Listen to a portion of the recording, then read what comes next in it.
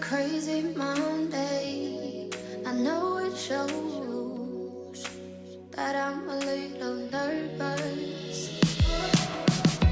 I've just realized that I can't let go. There's something about me and you.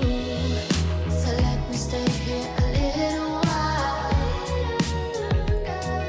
at least until I calm down.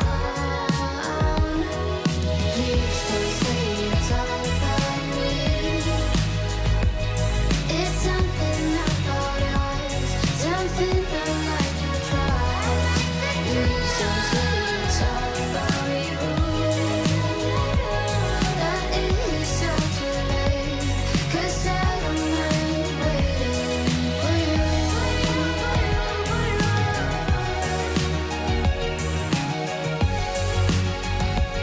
No, I don't mind waiting for you.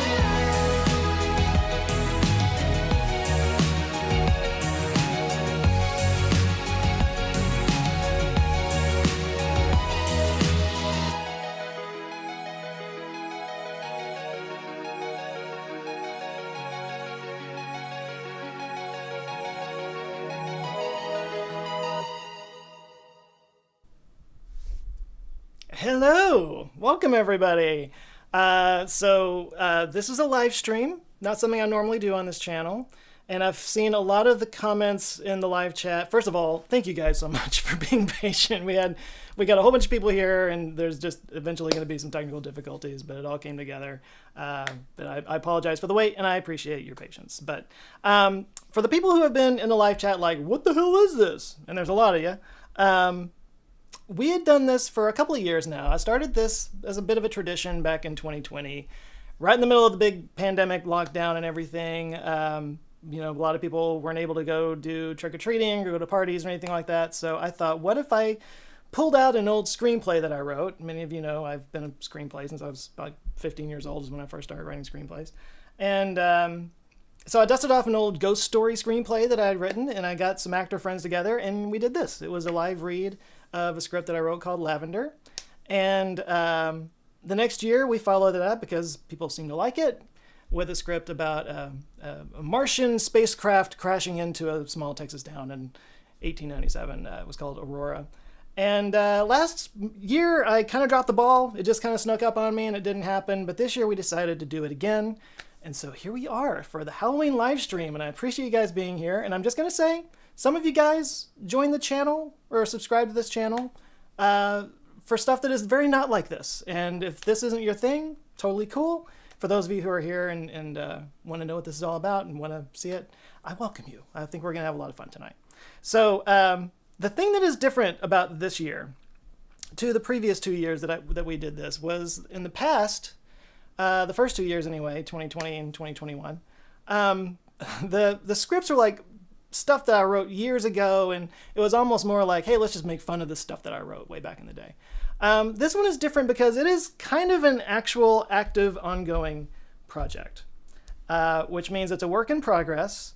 This is closer to a first draft than a big polished thing, so I'm kind of getting this out there a little bit early. But what this is, and some of you have figured this out, again, watching the live stream here, the live chat, there was a show in the 80s, 1985 specifically, called Misfits of Science.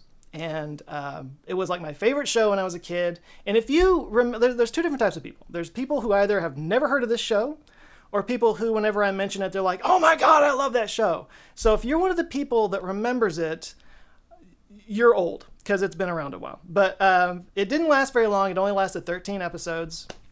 I'll get into that in just a second. But this was a project that I kind of just kept coming back to. It was a show that I loved when I was a kid. And as I started kind of looking at ways to kind of expand outside of YouTube, I started thinking about like streaming series and whatnot.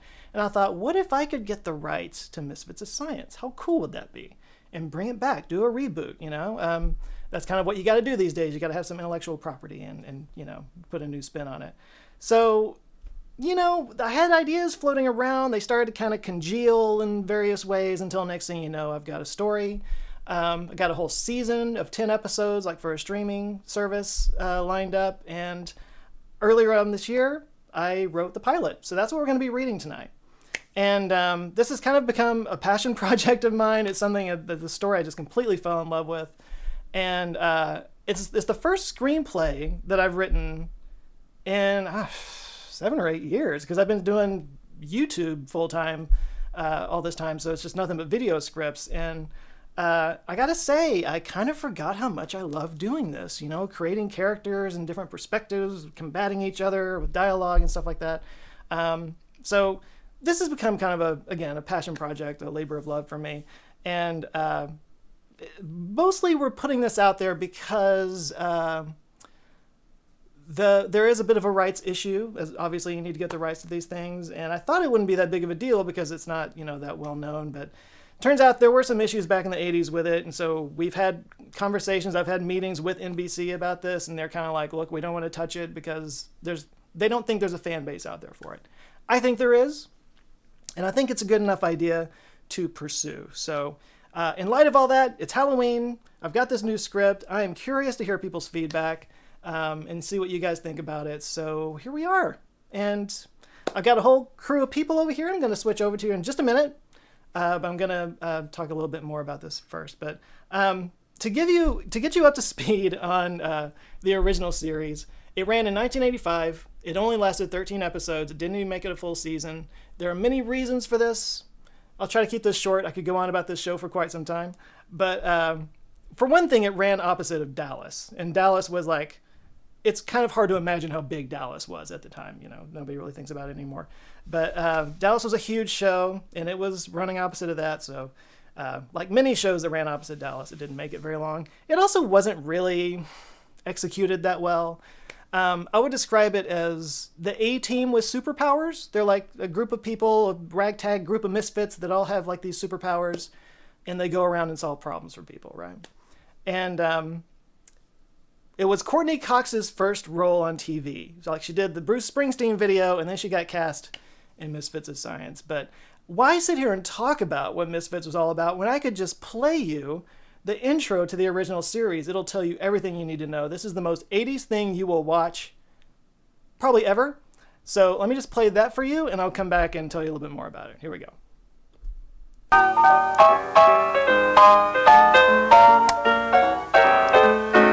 Those misfits, misfits of science, ha, ha. Those wild and crazy scientific guys, I love them. Yeah, those misfits. Exactly with your Mr. Science, you'll be full of ecstasy. And maybe from this excitement in my wildest fantasy, I can feel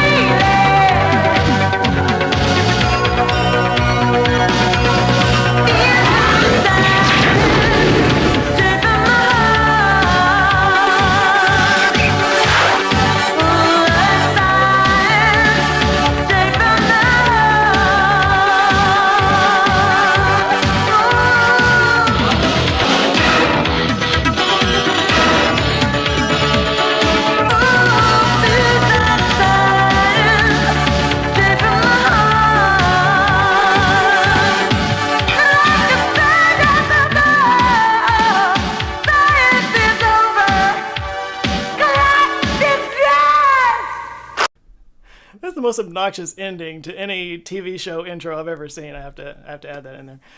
So just a little bit about the show. You saw some of the characters there. The main character, the head of the group, his name is Billy Hayes. It was played by Dean Paul Martin, who was Dean Martin's son. He doesn't have any powers himself, but he's kind of like the head of the group. He's a smooth talker. He can kind of talk anybody into anything kind of thing. Kevin Peter Hall played L. Lincoln. His name was Elvin L. Lincoln. He was this like 7-foot tall dude. Kevin Peter Hall, by the way, played Predator, so he's a giant dude. But his whole thing was he had a thing on the back of his neck that he would press and he would shrink down really small, as you probably saw in the thing. Courtney Cox played a telekinetic girl named Gloria, who was like a troubled teen kind of thing. And then there was Mark Thomas Miller. They all had 3 names for some reason. Mark Thomas Miller played Johnny B. Johnny Bukowski. He was the coolest guy on the planet because he was a rock and roll guy who could shoot lightning bolts out of his hands, as you saw in that thing. And yeah, so those are the characters. That's the basic gist of it. And then you have Alf's dad, Max Wright, who he played a guy named Stepmeyer, who was like the head of the group that they worked for called Humanidyne, and he was like the always, oh, I gotta deal with you crazy misfits, you know, and they were like always at odds with him and everything. So that's the original series. So here's the setup for this new one. Now, obviously, you're going to hear it all in the script, so I don't need to go about it too much. But the idea when I started doing this was to kind of update it, modernize it, play off of things that are going on today. So there's references in there to ATIP, the Advanced Aerial Threat Identification Program, the people that were following the UAPs and the UFOs and that whole thing. And there's a connection to that in this. They kind of came from that agency. There's also a lot of AI stuff that takes place in this. We're all talking about AI these days. And social media is a big part of it. It's almost like a take on social media, because as a way of sort of raising money for their cause, they start trying to become influencers, basically, and it doesn't really work out for them very well. So there's stuff about all that in there. I did want to say real quick, the thumbnail that you guys were probably staring at the beginning of this, the artwork, that was sort of an early artwork that was done for a pitch deck that I was working on for this. Those are not the best representations of the characters, unfortunately, but it's the best art that I had, so I went with it for now anyway. I just wanted to say that because it's really not, it's not the whole thing, but anyway. But no, I thought this was a great way to sort of expand the channel because, like I said, it's comedy, it's science, it's sci-fi. It feels very on brand for me. And I felt like as I was working on this, like all the years of doing YouTube just kind of gave me a lot of tools that I could play with. So I was throwing some of that in there. All the nerds should like it. So let's just put it that way. But anyway, I think that's enough setting up. We got a lot to get through, and I don't want to keep you guys waiting any much longer. But I just wanted to say, like, again, the kind of the whole point of putting this out there in front of you guys is that I kind of want to show that there's an audience for this. And of course, I want to get feedback on what, is this something that you guys would actually want to see as a series and whatnot? So feel free to talk about it in a live chat. I will say I'm probably not going to be able to actually read those because I'm going to be involved writing or working on the script and everything. But I will definitely look at it later. And I appreciate you guys all being here. So with that, how about we get over to our lovely cast over here? Yay! How is everybody? I got to turn you up so I can hear you. Howdy, howdy. All right, so let's just go through the cast real quick. We'll start with Jessica Dawn Willis. Say hi, everybody. Yay! Oh, wait, I got... Yay! A little applause going. So Jessica and I go, like, way back, like 30 minutes or so? Yeah, about 30 minutes. That's when we first met. But Jessica's currently starring in a movie called The Woman Under the Stage.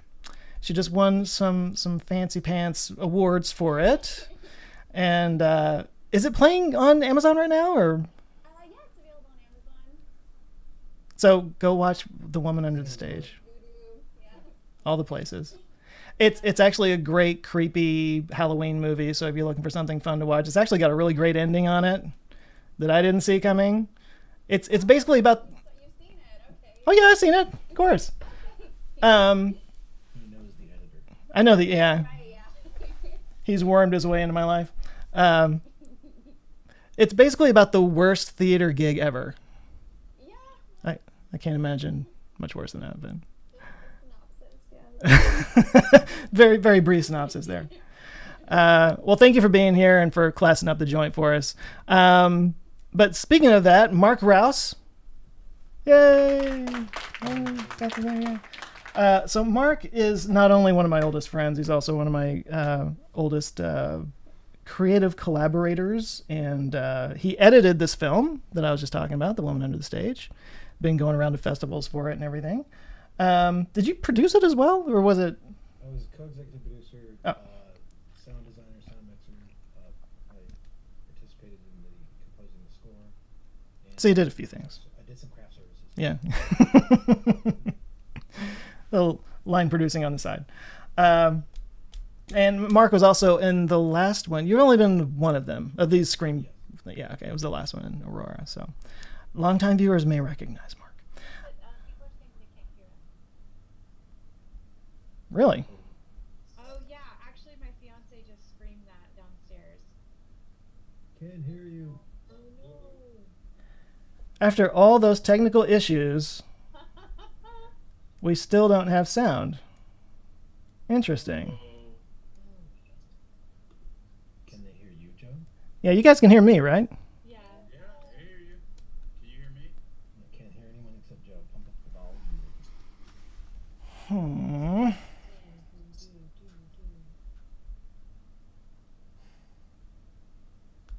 Jazz hands now? Oh no. Okay, sorry. Hang on, everybody. I just did the ASL for no way. I swear earlier it was coming through when we were talking. All right, hang on. Some are saying the audio is, getting the message through. some are saying the audio is very faint.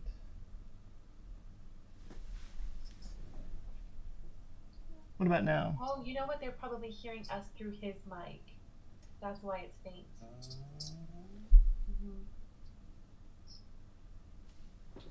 Is it better for anybody now? Well, we have to wait like 30 seconds, right? Yeah. I would assume maybe when you switched over there was some audio. Does somebody have a little monologue memorized that they can just start Yes. saying? So I'm sure Brandy and I have them. It's a the great minister day. for not listening to people. The minister for not listening to people who toiled badly today. No, I To think. investigate allegations of victimization and home and improvement grants made last week by the shadow minister for judging. Okay. I think they're actually hearing you through my speaker or through my microphone right now. Is basically. But they say it's better. Can y'all hear them? Okay. Can you hear me? Hello? Hello? Theater? All right. This is the last time I'm doing this without somebody producing it for me. Can barely hear the corner square girl. That'd be you.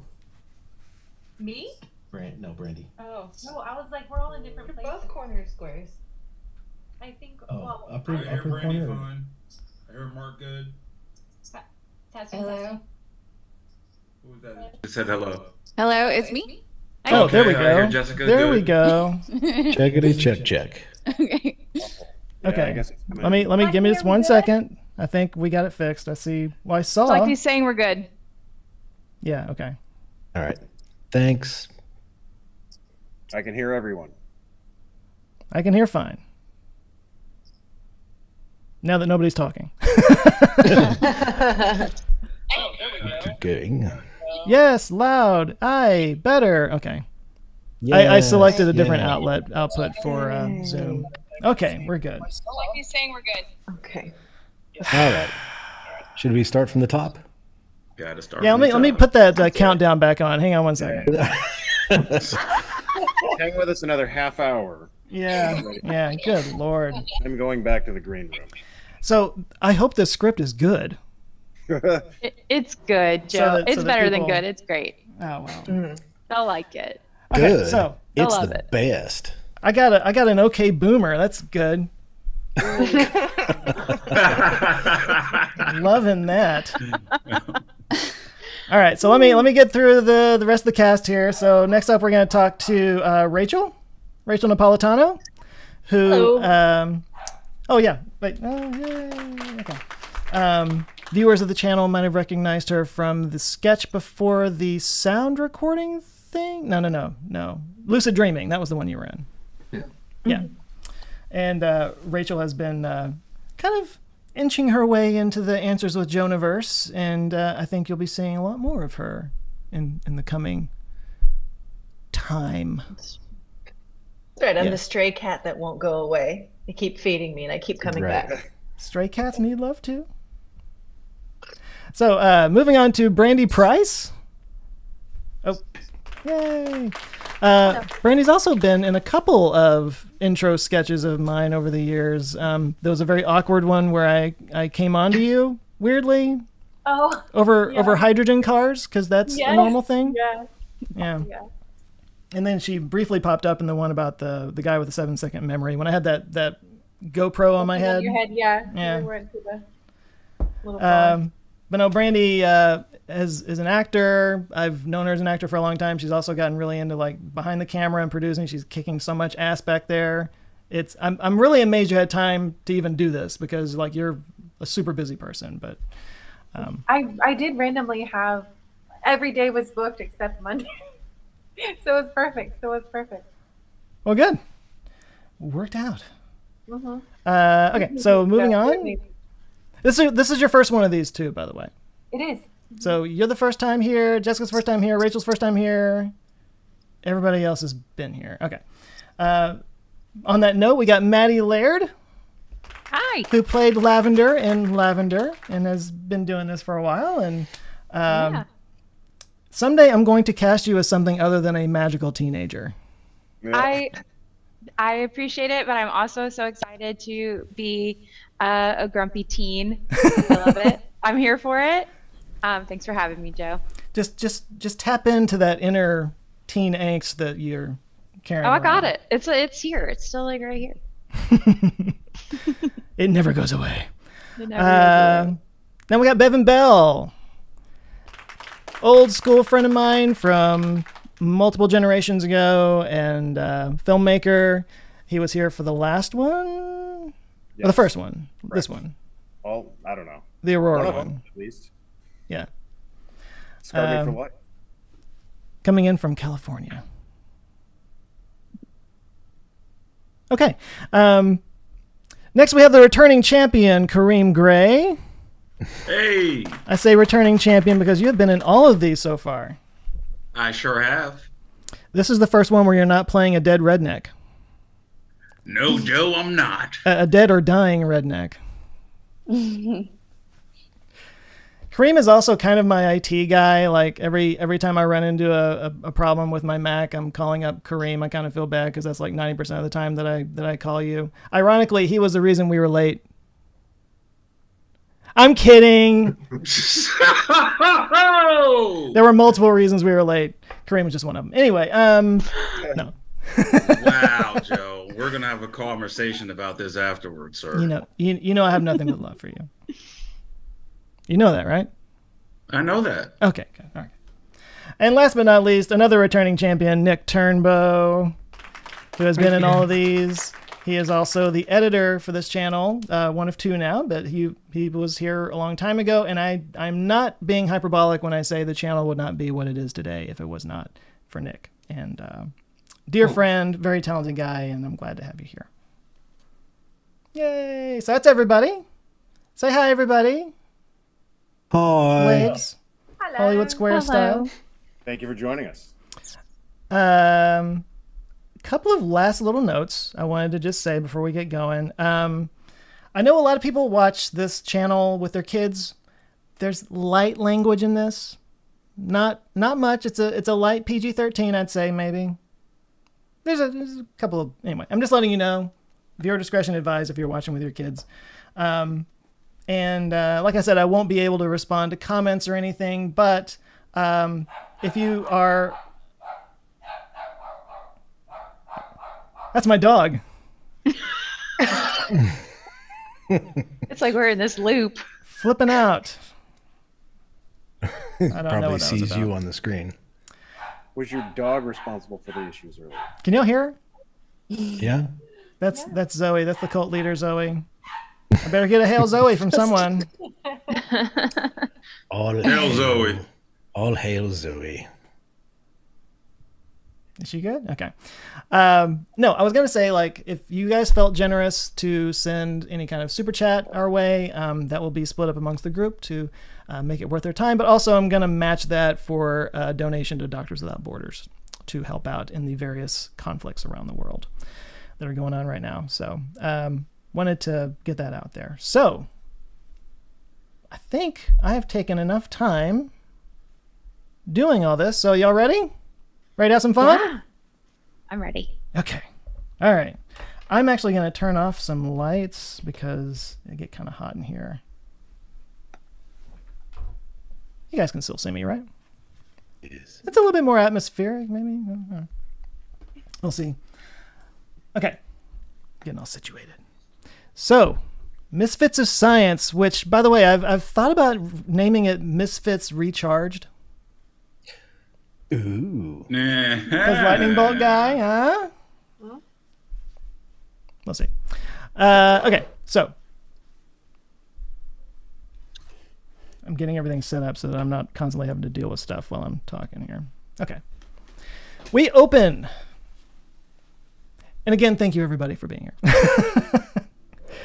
We open at the San Luis Obispo Museum of Art. So interior San Luis Obispo Museum of Art day. A sculpture of a bison, a Dutch maid, something resembling a Rothko. Middle-class patrons saunter through the white rooms of the museum, taking in the pieces on display.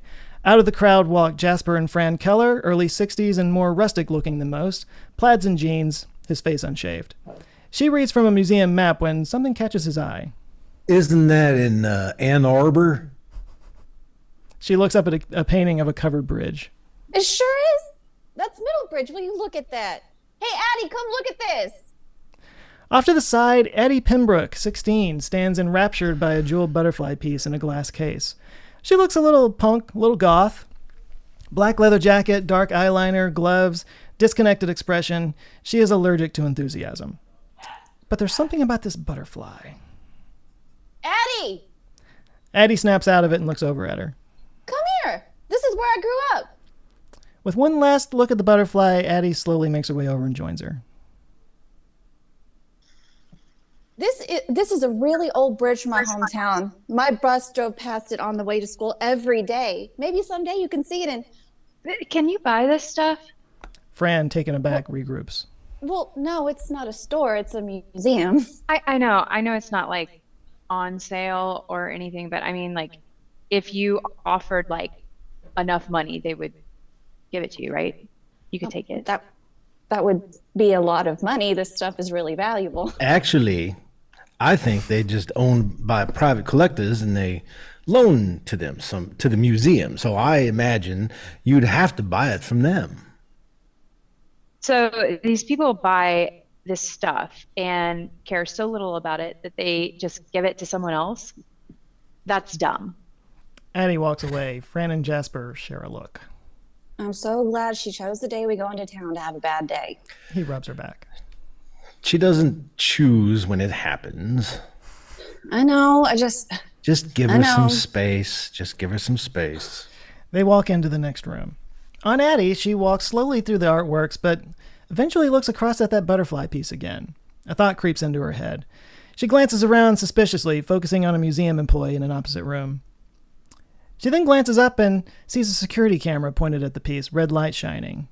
Casually, she wanders into the room, kind of glancing into the other corners for the cameras. There's just that one, and a cord running down the corner of the wall to a Cat 5 terminal. She bites her lip, trying to prevent a smile. She spots Fran and Jasper in another room, distracted by a painting, and then finally a naughty smirk forms. She's got dastardly deeds on her mind. She takes off her gloves as she walks nonchalantly to the corner with the security camera. Once there, she kind of leans back into the corner and pulls out her phone like she's casually taking a break. Behind her back, she pinches the Cat 5 wire between her fingers, squeezes hard, and a tiny amount of smoke rises. On the security camera, the red light goes out, so she's disabled this camera. Addie steps away from the corner, putting her gloves back on. The cord is singed and melted in two behind her. On Fran and Jasper, they chatter about a painting as a First of many times I will do that. They chatter about a painting as a security guard walks by behind them. Kind of makes me think of a Turner. Yeah, I see it. If Turner was in the Southwest. Yeah, if Turner did a Roadrunner cartoon. Behind them, the guard meanders into the adjoining room. On the guard, he glances around the room and does a double take when something catches his eye. It's the butterfly case, only there's no butterfly in it. The empty case distorts the image of a girl walking away from behind it, putting something in her pocket. Hey! Eddie runs for it. The guard gives chase. Hey, come back here! Fran and Jasper are startled by a crash at the door as Eddie knocks over a display case, running toward the front door with the guard in hot pursuit. Eddie! Damn it. They run out behind her. Exterior Museum of Art, just after the front doors explode open, almost flying off their hinges as Addie runs out in a panic. She stops, eyes wide, when she sees a police officer standing across the street. He glances over at the commotion. The guard runs out the door behind her, and she takes off down the street. The guard yells at the cop. She stole a $100,000 thing? The cop goes into action following Addie. I've got a 212 in hot pursuit headed towards the market. Behind the guard, Fran and Jasper run out. Which way did she go? Oh, is she with you? She's our foster kid. Exterior Market Square, just after. Addie rounds a corner and in a stroke of luck finds a bustling outdoor market filled with people she can blend in with. She hustles over to the crowd and slows down. The cop catches up just in time to see her disappear into the crowd. Do we not have a police officer assigned, anyone? Okay, so the cop says, I've got her in the northwest corner, Oak Street. There's various little parts that I may have missed assigning to people, so that's on me. Addie glances around, looks behind her. She just catches the cop in the corner of her eye. She winces, changes direction. Shit. She quickly takes off her jacket and throws up her hoodie to kind of look different. She swiftly walks through the crowd, overwhelmed, all the people, all the smells. Then another cop scanning the crowd from another direction. There's more? She spots a gap between two food trucks nearby and runs for it, but on the other side is another damn cop. She freezes. He puts his hand on his holster. Ma'am, listen, just come with me. Everything will be okay. She bolts back the other direction and doesn't listen to the cop. He chases after. Ma'am, stop! He unholsters his taser gun as the crowd of people turn at the racket. One of the other cops heads that way. Cornered for a moment, she winds up facing him. He's got a clear shot. Get on the ground. Don't make me taser you. She bolts toward the crowd. All of them are watching in confusion. And the cop fires and the tongs bite into her shoulder. Addie grunts in... Good grunt. Addie grunts in pain as immediately after the cop's gun explodes in an electric flash right in his singed hands. He shakes in pain, then looks up to her, astonished. Like, what the hell was that? The sound ricochets through the crowd and people scatter, clearing a spot around her. Cops close in on all sides, yelling at her to get down with real pistols aimed at her. She freezes. Nowhere to go. The crowd stares and gawks in confusion. A teen boy whips out his cell phone, then another, then another. Something strange is happening. Addie scans the crowd in a dead panic. She sees Fran and Jasper reaching the front of the crowd. Please, Addie, just do what they say. Addie's eyes dart from one cop to another as they rain orders down on her. She raises her hands and makes eye contact with Fran. Fran reads her look. She's up to something. Fran shakes her head subtly. Addie gives an even subtler nod. And the cops are coming in really fast now. Fran silently mouths the words, Addie, don't. Addie takes a deep breath and then swings her forearm down hard across her knee in a kneeling motion. Bwamp! A blast of energy bursts out from Addie in all directions, knocking everyone to the ground like a tiny nuclear explosion. All the cops, all the bystanders, all the cell phone cameras, including one kid whose TikTok ends with the world spinning by in a giant flash of light. Fran lifts her head from the ground and looks to Addie, but she isn't there. When she looks further out, though, she sees Addie running away off in the distance. On Addie as she makes her escape. She holds her arm in pain, tears streaming down her face in a bipolar meltdown. She got away, but not really. Dun, dun, dun, dun, dun.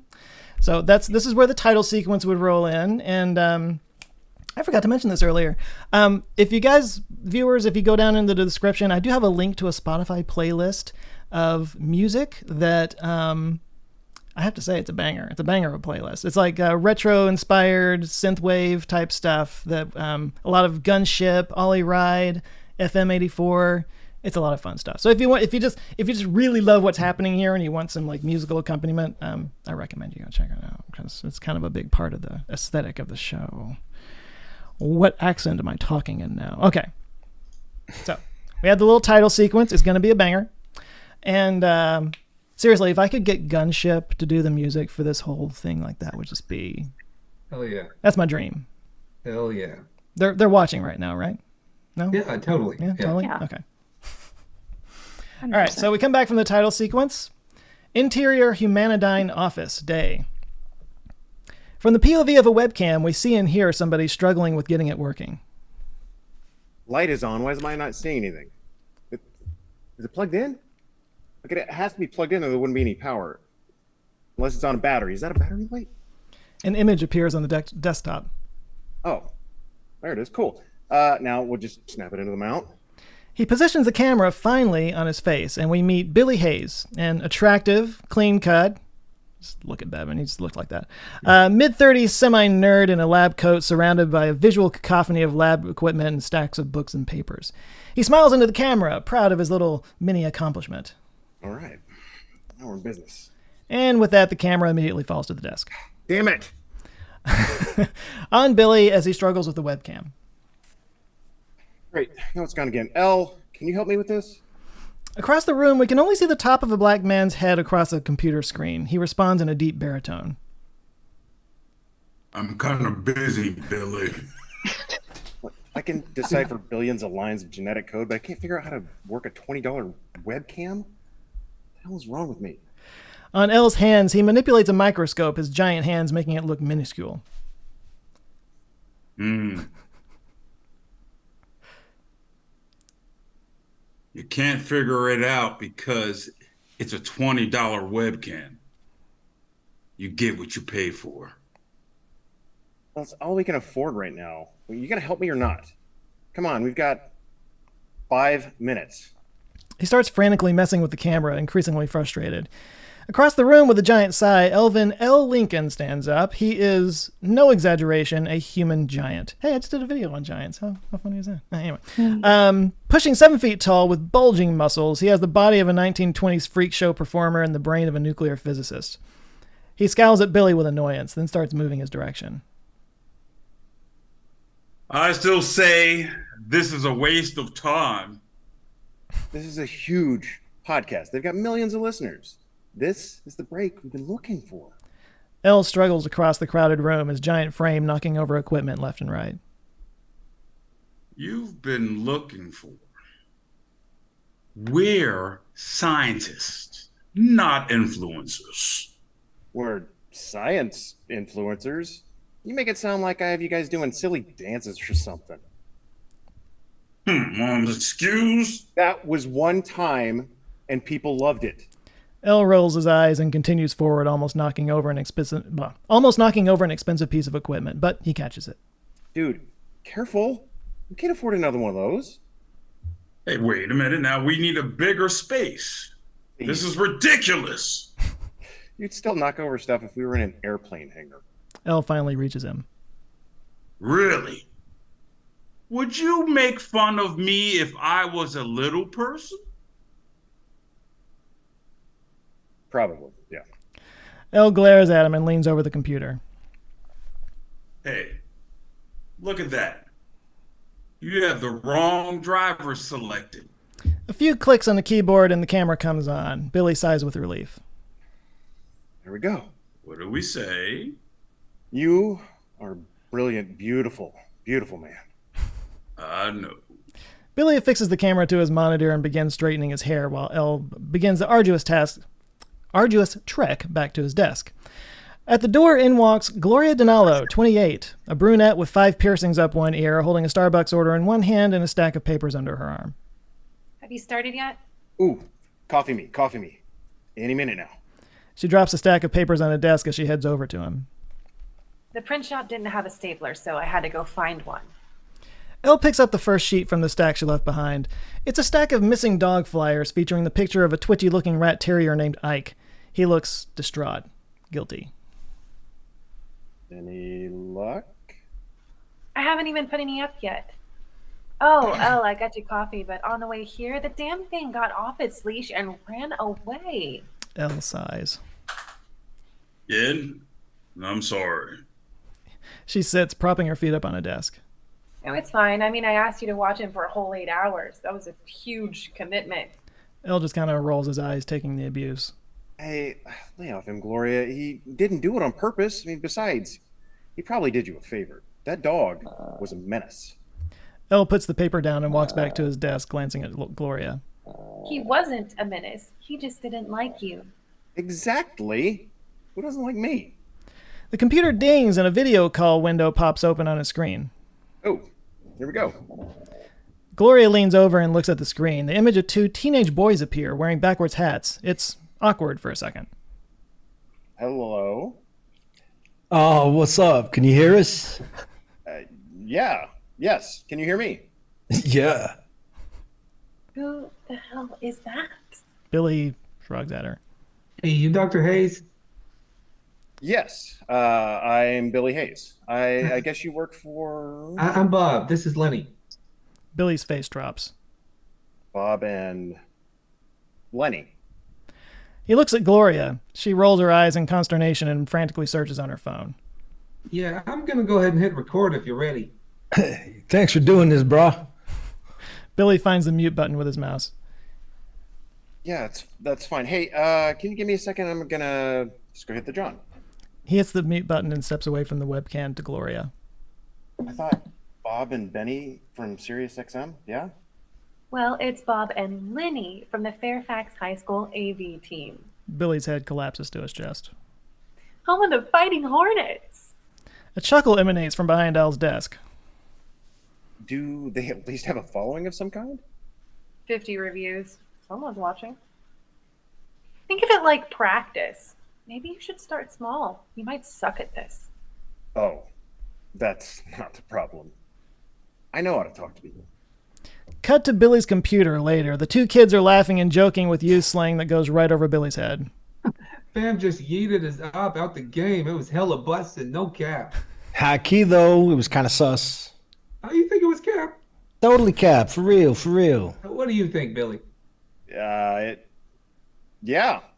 cap. Hey, we love your grams, by the way. What's the backstory on all this? Yeah, do you work in like CGI or what? Well, yeah, I used to work for this government organization. Ooh, secret government play. I love it. Shut up. Let him tell his story. Oh, sorry. For real, for real. Tell your story. Well, you may remember a few years back, there was this whole congressional investigation into the Pentagon's secret UAP program. They carried it on C-SPAN. Blank stares. You probably don't watch C-SPAN.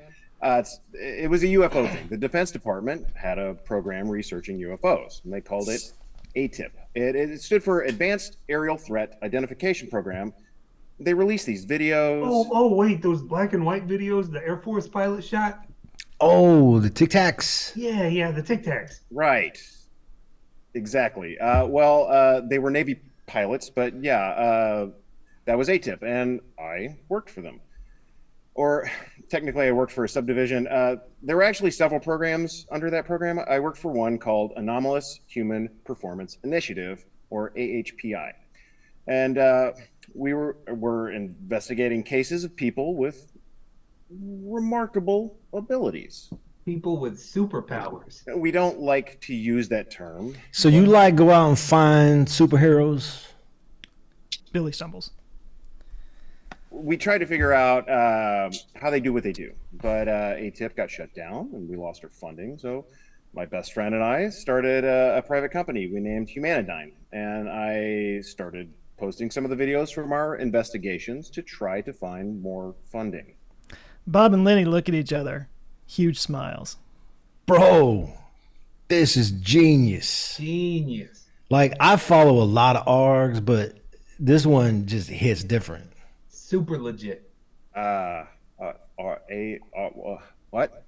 Lenny turns to his computer. Dude, let me pull this one up. I really want to hear how you did this. On screen, a video appears of Gloria, a little bit younger, standing in a parking garage. She focuses intently on a motorcycle. After a few seconds, the motorcycle lifts off the ground, spins in the air a few times, and then comes back down. Not quite perfectly, though. It tips over on its side. Okay, so that's Gloria Dinalo. She has telekinesis, and she actually works with us. And, Yeah. But, like, how did you shoot that? I pointed the camera at her. What do you mean? I mean, like, did you use ropes and digitally took them out later, or was the whole thing composited, or? No. Like, No, that's her. She's actually doing that. wow. You really are committed to this ARG, huh? So you think these things are fake? Hey, show him the Zach King video. Oh, yeah, hold up. Lenny clicks on the keyboard for a moment. Billy covers the microphone and turns to Gloria. The hell is an ARG or ARG? What is that? Elle chimes in from across the room. Alternate to reality game. Billy looks at him, confused. It's like Dungeons and Dragons in real life. More More blank stares. blank stuff. Billy is staring at him, still not knowing what's talking about.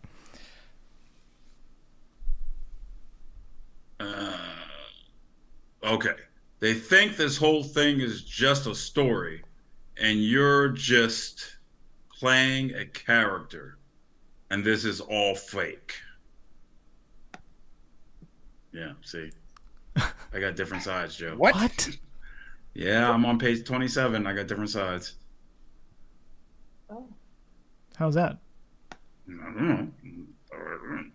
It's all Dungeons and Dragons in real life. They think this whole thing is just a story. You're just playing a character, and this is all fake. That's on my sides. Sorry. That's on this one too. Shall I continue? Go ahead. Let's go. Let's just pile through it. Okay. Do the scene one more time.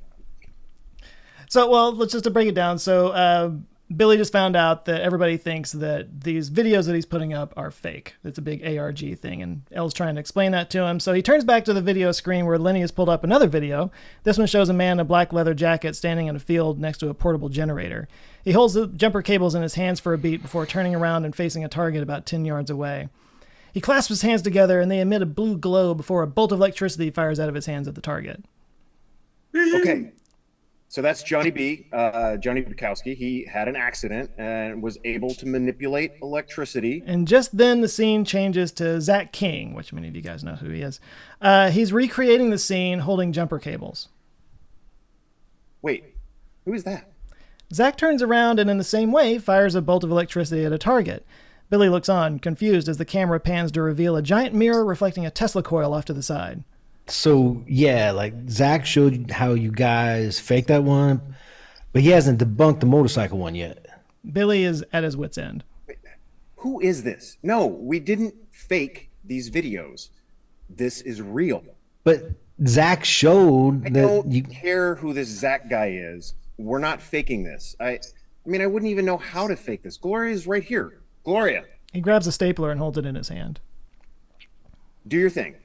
Lift this off my hand. Come on. Show them. Off to the side, Gloria shakes her head adamantly. Come on. I mean, we can put this to bed right now. I can't fake it on live camera, so do it. Just, do your thing. Lift something. I'm not your dancing monkey. She says, "I'm not your dancing monkey," and then storms out of the room, grabbing a stack of papers on the way out. Elle watches her exit, concerned. Billy sits there deflated. Viewer Andrea wrote in, do you prefer Blender or Unreal Engine? Exterior boardwalk, afternoon. Billy sits on a bench, boba tea in hand, deep in thought.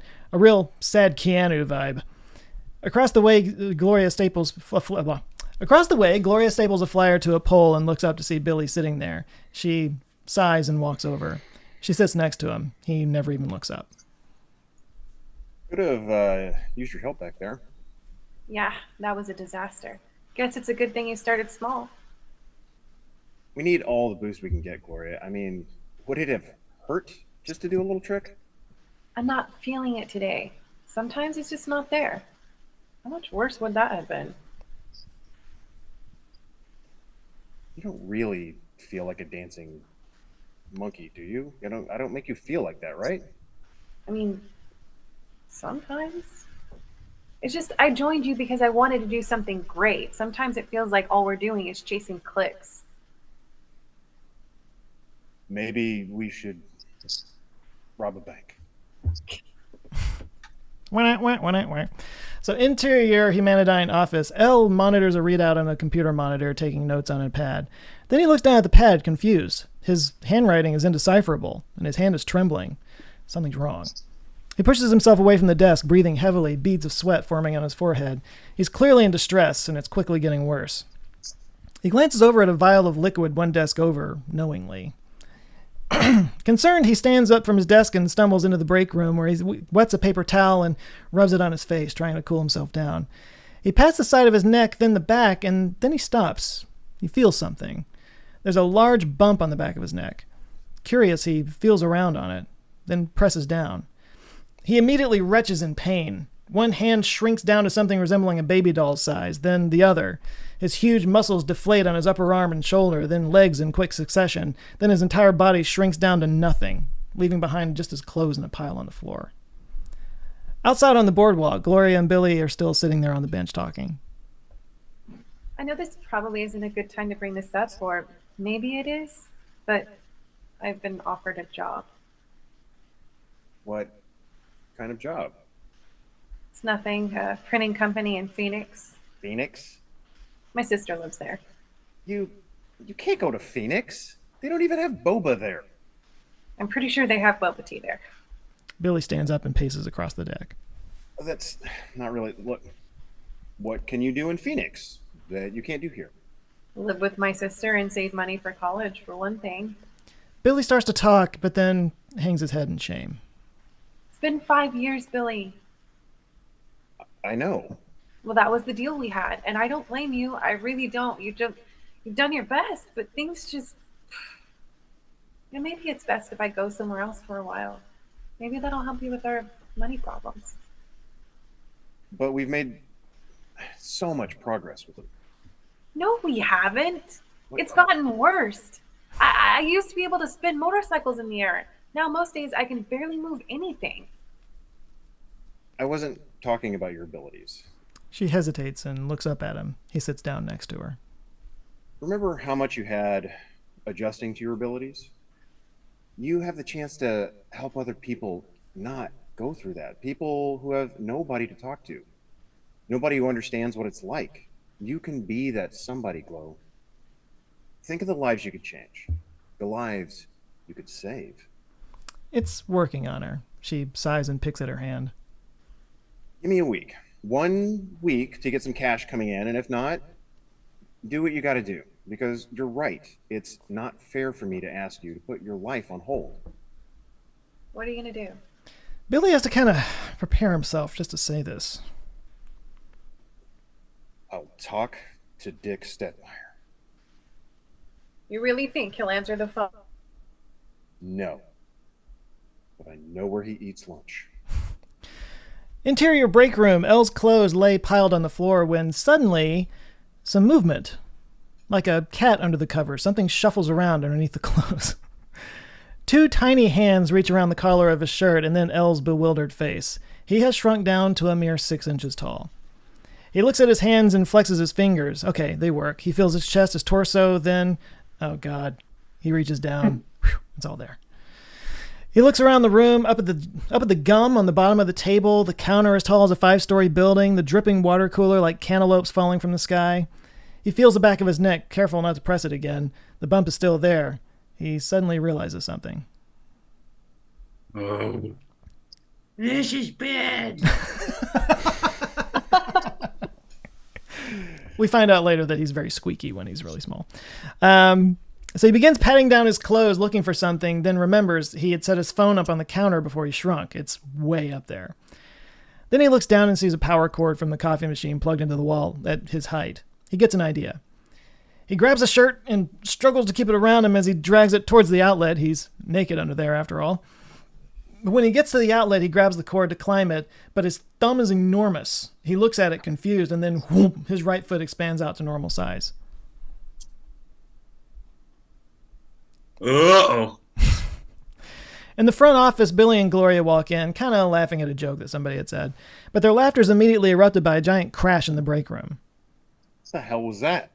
They rush to the break room where they throw open the door and stare, shocked, at the floor. Elle, full-sized, lying on the floor with creamer powder, straws, and break room detritus all around him. He's naked, except for the t-shirt, which is around his waist and a leg poking through the neck hole. Billy and Gloria don't even know what to make of what they're seeing. Elle? Elle glances over at him. Just a little accident, you know. You know me. Billy and Gloria just kind of look at each other, bewildered. Wow. Okay. Interior sports bar day. A raucous sports bar with wall-to-wall TVs hosting tables of day contractors in backwards hats huffing down Philly cheesesteaks and nachos. And right in the middle of it, sticking out like a sore thumb, is Dick Stepmeyer, 58. His hair slicked back in a suit and tie. He cleans his fork with a napkin while staring up at one particular screen, streaming a lacrosse game. A waitress steps in and tops off his water.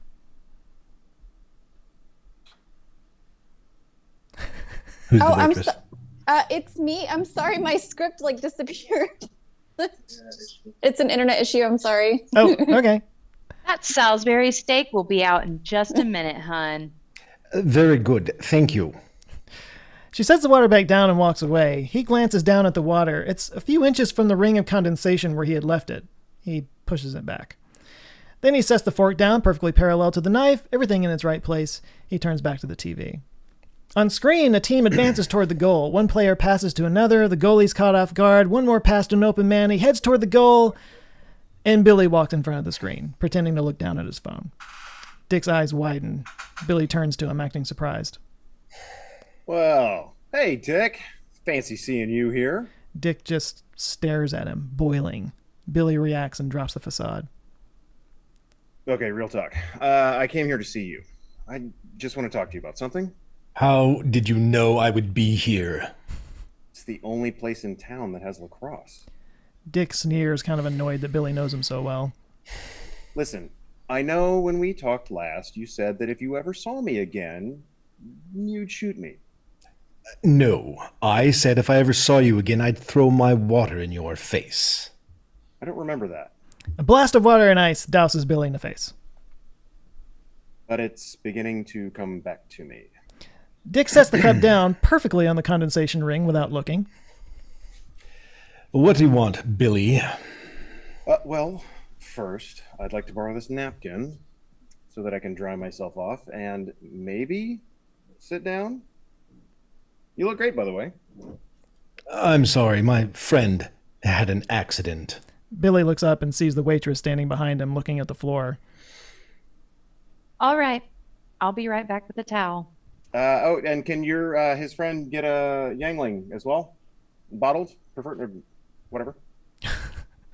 She nods and walks away. Billy pats himself off some more. How are things at DARPA? Were you the guys behind that hypersonic missile test?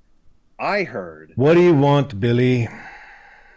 Well, first, I'd like to apologize, first and foremost. I know I threw you under the bus when things went south at AHPI. Look, it's just Elle and I were making some real progress, and I felt like my life's work. I just knew you would land on your feet better than I would. It's no excuse, and I am genuinely sorry.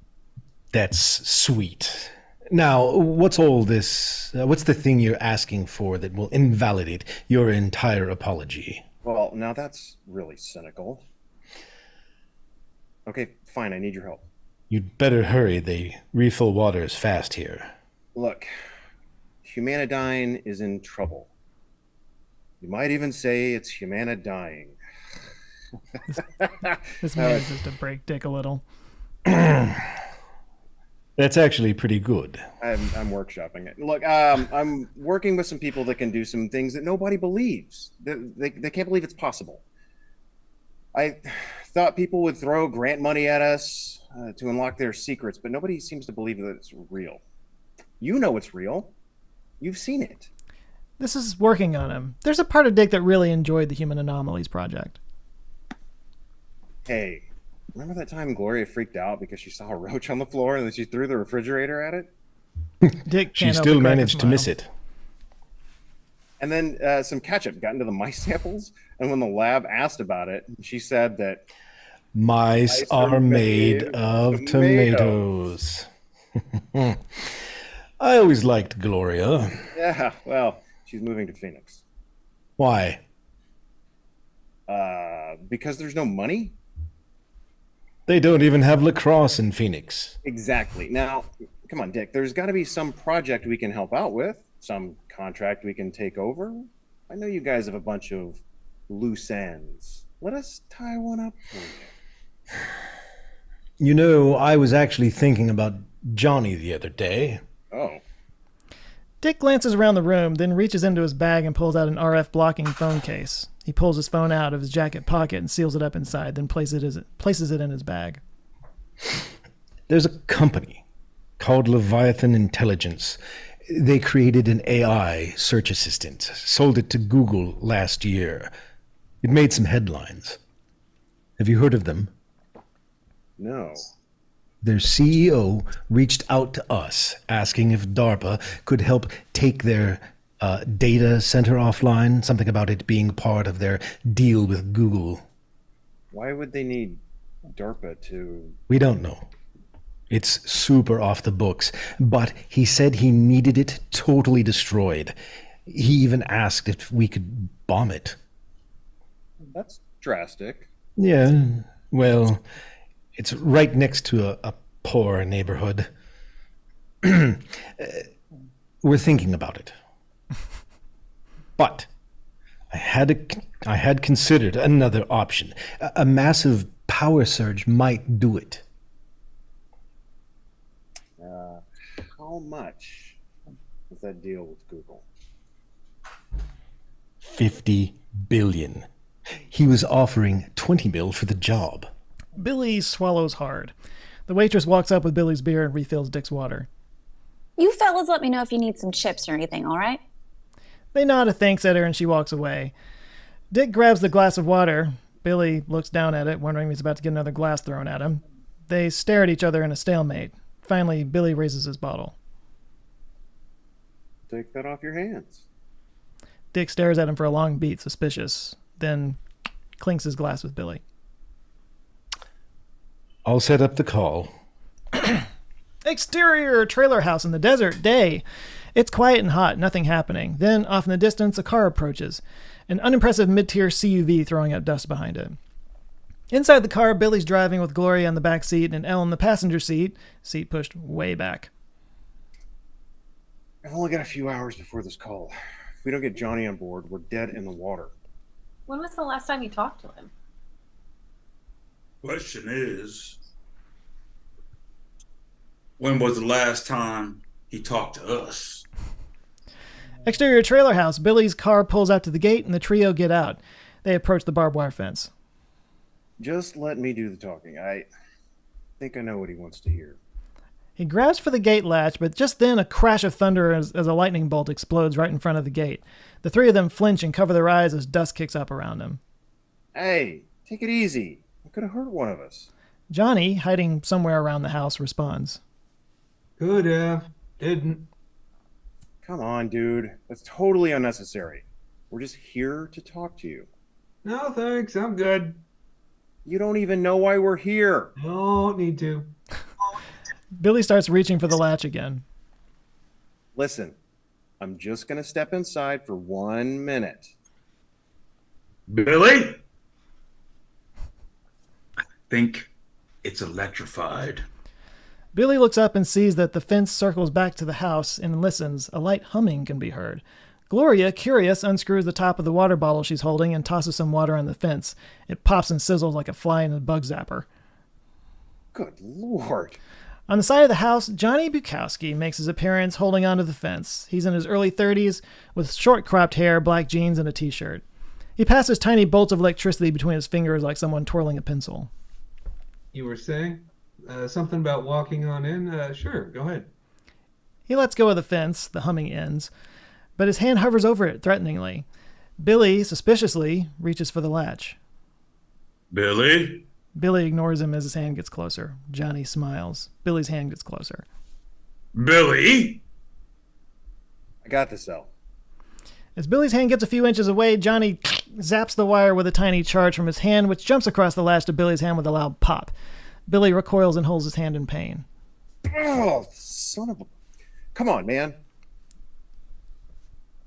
I'll lighten up, Hayes. A little static never hurt anyone. Just did.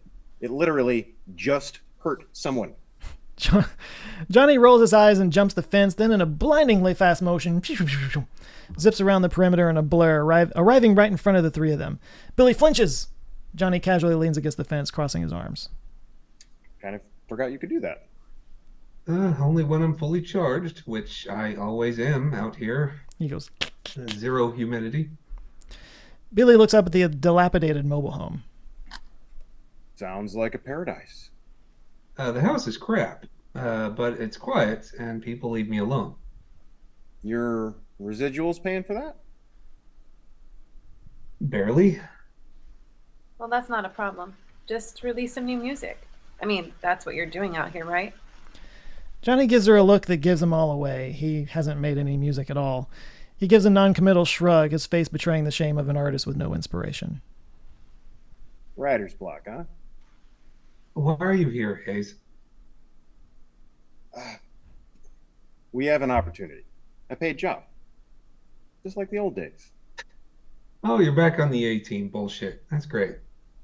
This is a real deal. Came from Stetmeyer. Huge DARPA gig. This could be a real game changer, Johnny. And we can't do it without you. Johnny hems and haws. How much? Don't know yet. Got a meeting this afternoon, but money doesn't seem to be an object. Johnny sighs and looks at Gloria. What do you say, Gloria? Billy looks wide-eyed at Gloria. Elle does the same. She's a bit of a wild card. She thinks it over, looks at the mobile home. Might not be glamorous, but a house without wheels could be nice too. Johnny stares off into the distance for a beat, sullen. You know, you had this super team idea a couple years ago, and I thought it was crazy then too. Then you changed your mind and decided we were all influencers and posted a bunch of videos of me without my permission. You sent me a text saying that it was okay. You asked me what I thought of The Last Jedi, and you know it. Okay. Yes. We need to finish that conversation, by the way. You see, but the ontological framework of the First Order. Okay, no, enough, none of that. Look, 5 years ago, I was selling out shows in Europe, playing parties in Dubai. Now I'm in this freak show on the internet. And apparently, according to many people, a fake one, desperate for attention after my career fell apart. A pathetic has-been. The three of them take in what he's saying. It's starting to make sense why he's like this. Johnny, look. I know how you're feeling right now. Really? You used to have thousands of people screaming your name. No, not really. But yeah, I mean, I used to be a lot more respected than I am right now. Mainstream science doesn't exactly revere what we do. But this is a chance to help people. I mean, you want to be part of that? Johnny looks down at the ground. The light goes out in his eyes. I can't even help myself, Billy. Billy looks on in concern. Johnny sighs and pulls himself together, pushing the pain down for another day. Hey, it was good to see you guys. He reaches over and shakes Elle's hand. Yeah, you too, Johnny. Last Jedi. You owe me. Johnny goes to shake Gloria's hand, but she wraps him up with a hug and a kiss on the cheek. He smiles, then turns to Billy, reaching out his hand to shake. Billy looks down at his hand. An arc of electricity jumps between his fingers with a staticky pop. He glares at Johnny, who smirks back at him, daring him to take it. After a beat, Johnny kind of makes a comforting, nah, for real, face. Still skeptical, Billy slowly reaches his hand out. Johnny takes it. Nothing happens. The two warmly shake hands, displaying a friendship and respect that lies underneath all the hostility. Once Johnny ends the handshake, he throws on his sunglasses. Later, guys. It's very David Caruso of you. And with that, he walks back slowly, the way he came, around the perimeter of the fence toward his house. Billy, Elle, and Gloria watch him walk away. Billy shouts to Johnny. Don't worry about it, Johnny. We'll figure this out. Got to. We got it, no problem. Interior Humanityne office later, Billy sits back in a chair, exasperated. We're screwed. Across the room, Elle tends to some mice in a cage. The only reason Stetmeyer even brought it up was because of Johnny. How else are we going to take down this data center? 150 kilos of ammonium nitrate should do it. Billy remembers something and gets excited. Whatever happened to that guy who generated his own magnetic field? He got stuck to the side of the Disney concert hall. He turns around and looks at Billy, smirking at his joke. Billy stares at him, confused. Because it's steel and he's a magnet? Nothing. He turns back around to the mice. Think he moved to Cleveland. Billy hangs his head, out of options. Oh, this is one hell of a super team I put together. It consists of one person who can move things with her mind, and only when she's angry. Sometimes. And even she's trying to bail on us. LA's expensive. How did I screw this up? I literally had access to people with superpowers. Elle turns around and faces him. It's about to get real. Well, you know my opinion? Patents, I know. Well, correct me if I'm wrong, but that was the original plan, was it not? We find people with special abilities, learn how to hack it, and then sell the patents. Am I right or wrong? I know, it's just... Wait now. That's what we do. We're research scientists. I never, no offense, Billy, but I never misunderstood this super brand. Fantasy of yours. Billy stands and paces the floor, frustrated. I never liked that name. Look, it's not about that, L. That research costs money, and we don't have any. I tried the grant route. I tried the private sector investor route.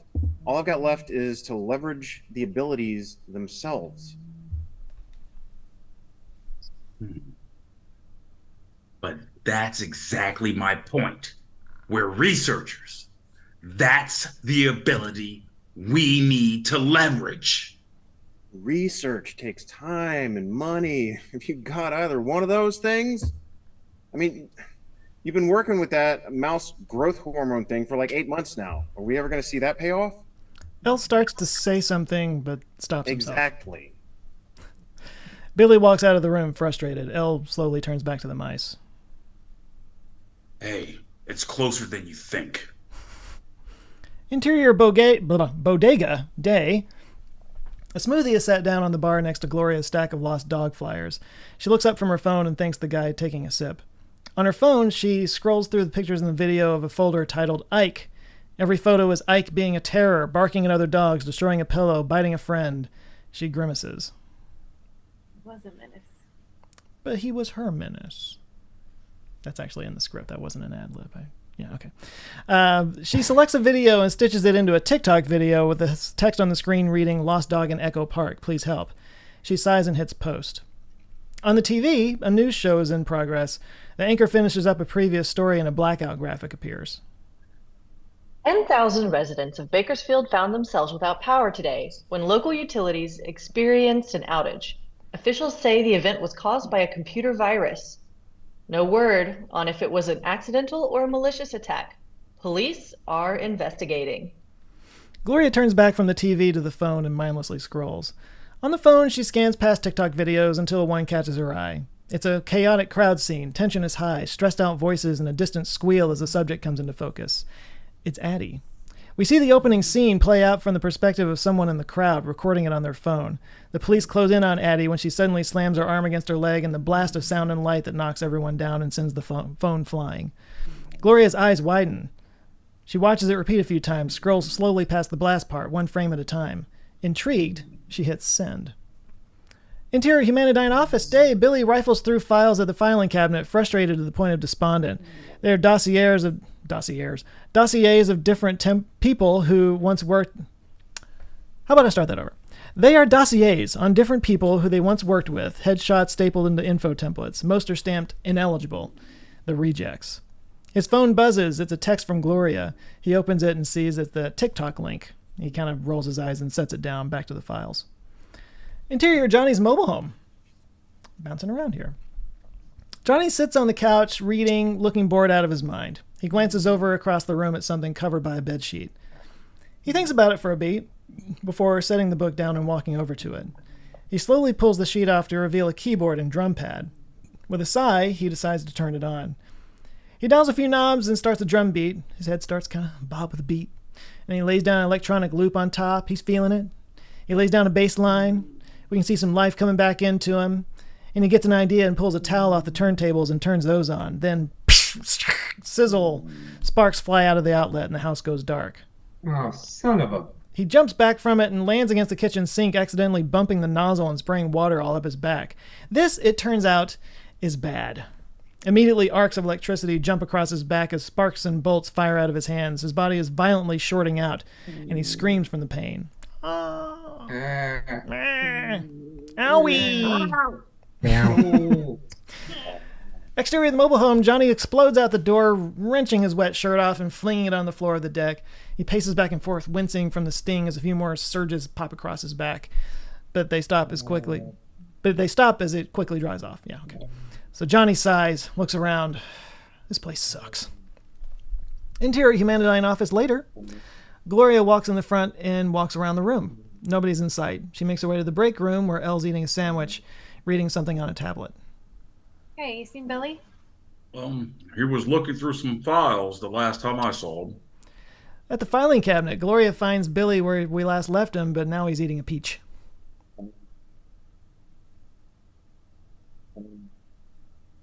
Oh. Uh-oh. Did we lose Brandy? Uh-oh. We lost Brandy for a second. Yeah, I'm back. I'm sorry. She's back. Okay. Sorry, I don't know what happened. Hey, have you seen Billy? Oh, wait. Did you see that TikTok? I see.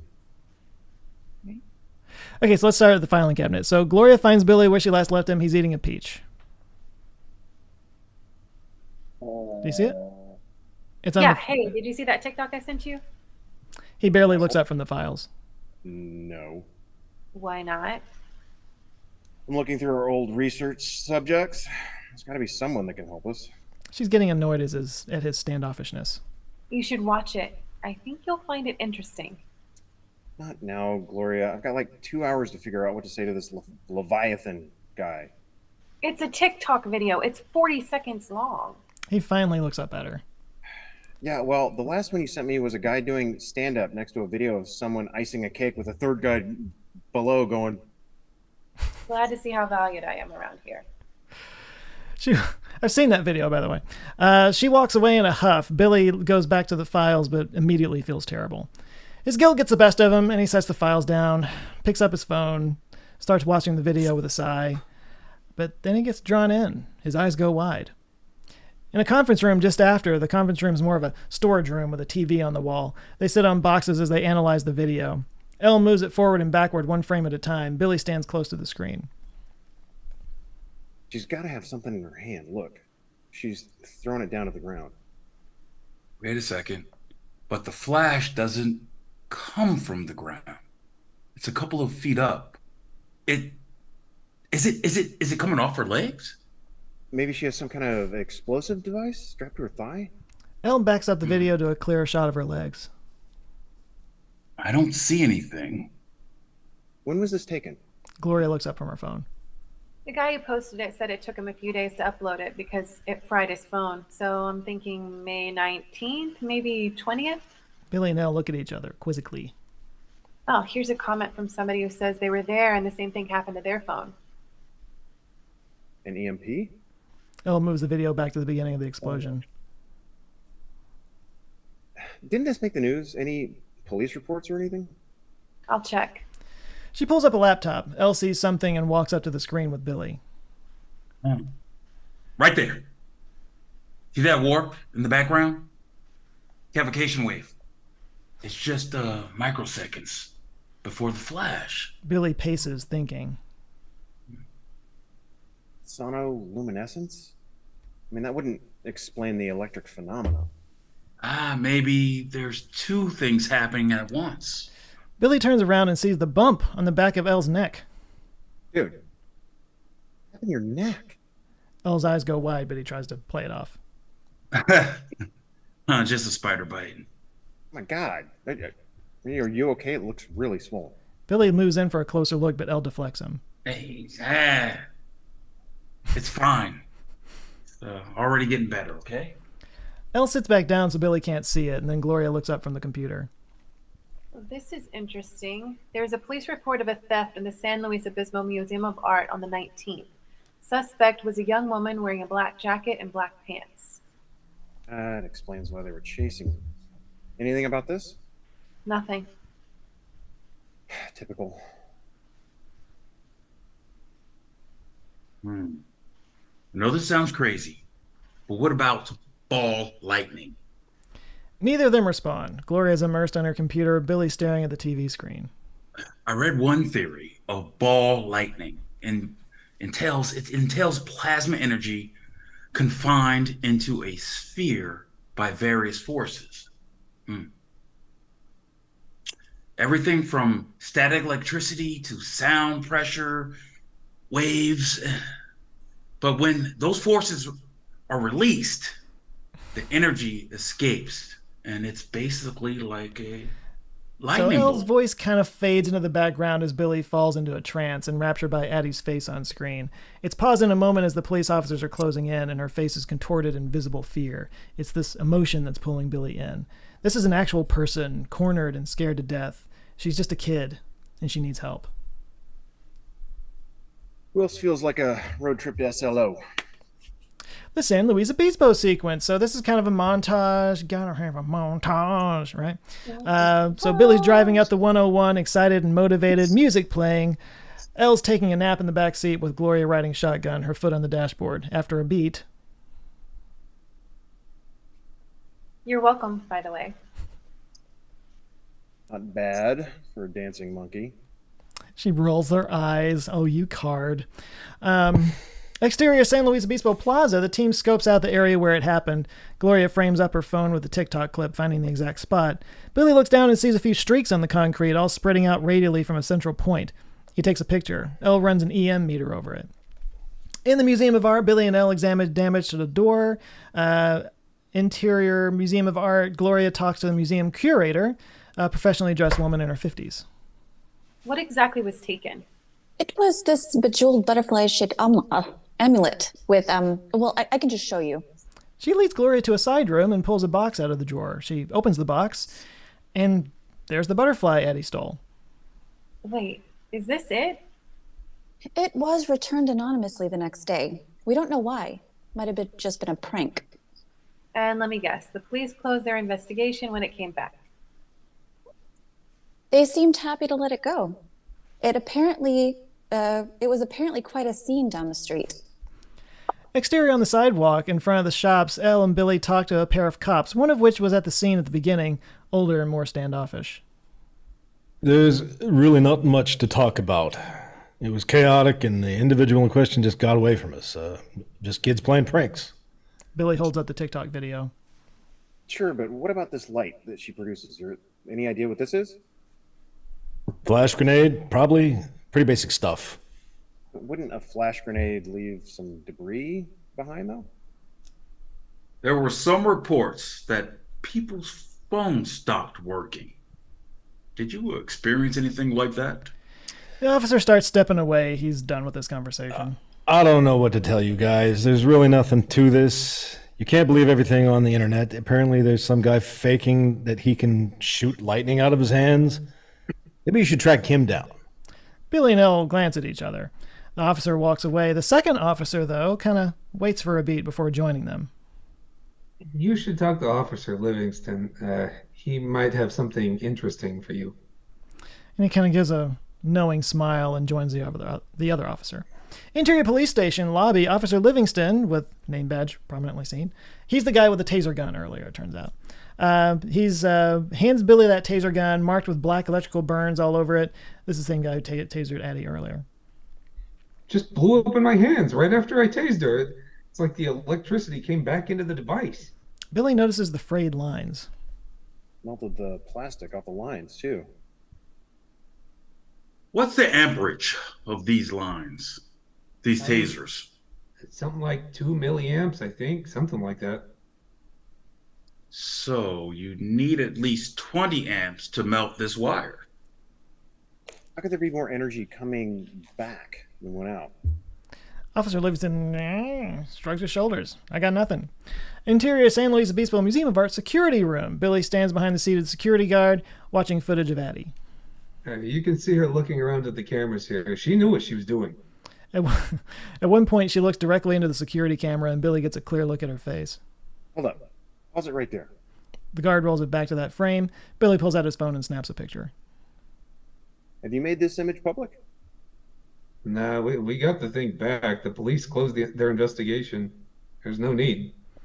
Billy leans in closer, a bit mesmerized by his face.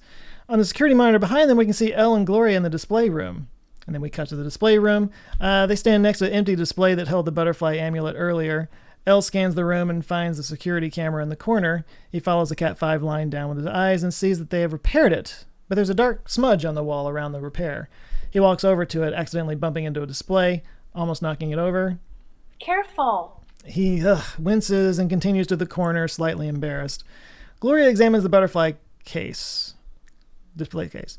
The acrylic box is melted right beside the lock. She takes a picture of it. In the corner, Elle examines the burn mark on the wall and takes a reading with an EM meter. Outside the Museum of Art, Billy and Elle follow the security guard out the doors. He's telling them what happened. She came out this way and practically broke our doors off the hinges. Yeah, we noticed that. Guard kind of stops at a certain point. Came to right about here. Just so happened there was a cop right across the street. So she took off running that way, and the cop chased after her. And there was a festival going on down there or something? Yeah, arts and crafts show. They do it the first weekend of every month. Hey, well, so did you call the police after that? What did you do next? Well, right after that, her parents came running out after her. This gets Billy's attention. Wait, she was with her parents? Guy said she was their foster kid or something. Billy looks at Elle, and they both think the same thing. Jane! Come on, let's do it again. Jane! Get me off this crazy thing! Jane! All right. All right, so interior Child Protective Services day. The phone rings at a cluttered desk obscured by piles of paperwork and tchotchkes. I think I spelled that word right. A hand grabs the phone and raises it up to the ear of Jane Trabick, 32, professional and harried. Jane Trabick, Child Protective Services. Outside the Museum of Art, Elle talks on his phone, exceedingly upbeat and pleasant. Hi, Jane. It's Elle. Jane looks up from her work. This voice is a blast from the past, clearly an old friend she hasn't seen in years. Well, Dr. Elvin Lincoln. This is a nice surprise. What have you been up to? Oh, you know, just doing my thing. Apologizing. Apologizing? For what? This. Billy grabs the phone and shouts rapid fire into it. Jane, it's Billy. Don't hang up. I've got something really important to tell you. You've got to hear this. Jane collapses in annoyance and smacks the receiver against her forehead. If she could choke out this phone, she'd do it. Billy continues to beg her not to hang up over the tinny phone speaker. Finally, she caves and launches into him. Okay, listen. No, shut up. Listen. First of all, tell Elle I will never trust him again. Second of all, what landfill did you crawl through to find the audacity to dial this number? On the other end of the call, Billy waits out her tirade. Oh, she's taking it. She's fine. I mean, she'll never trust you again, by the way. Elle kind of throws up his hands like, come on.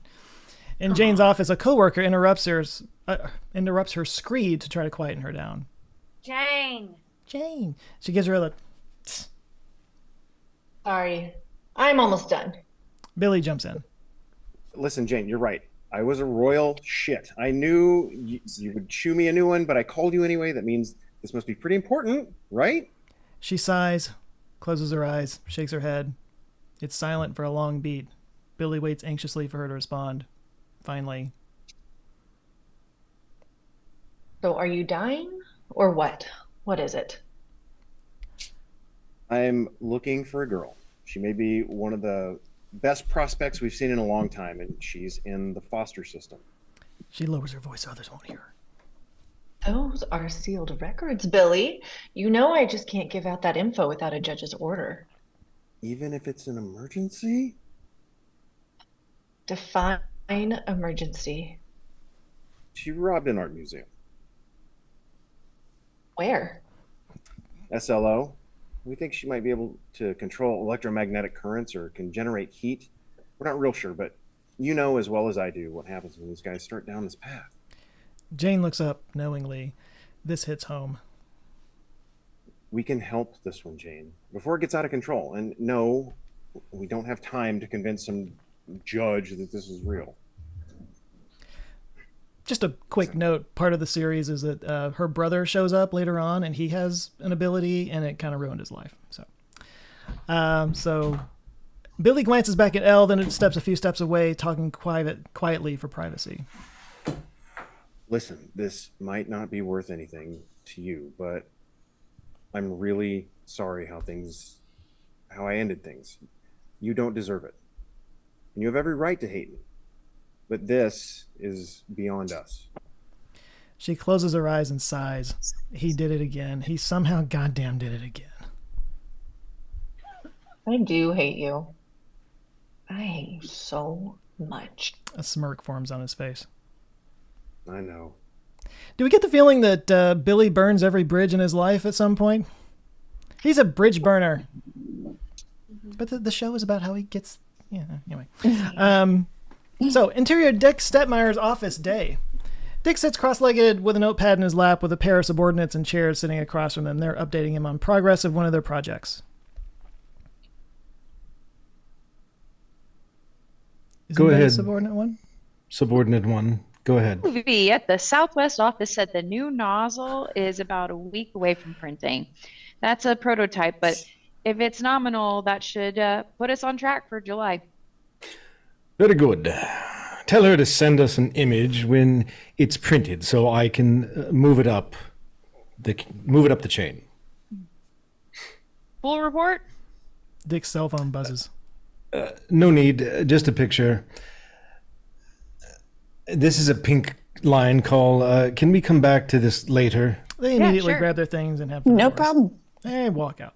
So Dick walks around his desk and opens a drawer. As soon as they leave the room, he picks up a remote and presses a button to activate a room-wide radio frequency blocker. This guy is like on point with his radio frequency stuff. A red light blinks above the door. He turns to the window and answers the phone. Hello. The line is clear. He listens and his face fills with consternation. They what? Interior... They what? Something happened. Interior coffee shop day. Billy, Elle, and Gloria sit around a coffee shop table discussing what they've learned. Billy has boba tea, of course. Why would someone steal a $100,000 piece of jewelry and then just return it the next day?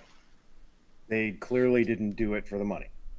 Unless they couldn't find a place to sell it. It's only worth what someone's willing to pay for it, you know. Or it was too hot. Once word got out that it was stolen. Billy isn't sold. No, this means something to her. This was impulsive. Billy's phone buzzes. It's from an unknown number, so he ignores it. What if Jane can't find her? I mean, who knows how many foster kids are around here? She'll find her. I sent her a picture from the security camera. I doubt this kid's record is totally clean. Billy's phone buzzes again. He looks and again ignores it. But what exactly are we dealing with here? The EM readings on the security camera cable match the ones on the ground at the plaza. Some kind of a high-level plasma signature. Well, what from? Billy shakes his head and looks at Gloria. Don't look at me. You're the nerds here. This time Elle's phone buzzes and he looks at it. It's a text from an unknown sender that reads, "Tell Nimrod to answer his phone." Tell Nimrod to answer his phone. Oh, that's Stetmeyer. That was his pet name. Billy's eyes go wide. The three of them look at each other. Stetmeyer. Stetmeyer. Billy checks his watch and sighs. He forgot all about the meeting. Oops. Billy's phone buzzes again. He gingerly answers it, stepping away from the table. He thinks for a second, then puts the phone to his ear. Hey, Dick. How are you doing? In Stetmeyer's office, he stands next to the window, half apoplectic. Are you trying to give me a stroke? Because the doctor said I could have a stroke given the right conditions, and I think you might be that condition. He turns and looks back at Gloria and Elle and then puts on an air of impetuousness. Well, you tell me. We waited for an hour on Zoom, and your guy never showed up. What gives, Stetmeyer? He glances again at Gloria and Elle, who kind of roll their eyes like, come on, man. Is there any part of you that thinks I believe that? Look, Dick, I don't know what happened. I was just about to call you. Are you sure you gave us the right Zoom address? Tension builds in Dick's face. No, because it wasn't a Zoom address. It was an encrypted line. Do you really think a clandestine DARPA call would be held on Zoom, you imbecile? Of course not. I didn't mean Zoom. I mean Zoom, you know, like the generic term for video. It's like when you're saying Xerox when you need to make a copy of something. It's Elle, what's the word when a company name becomes a verb?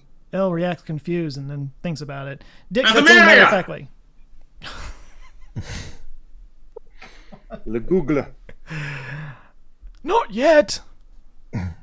When a company becomes a verb, and familiar. So let's back up and have Dick say that first line there.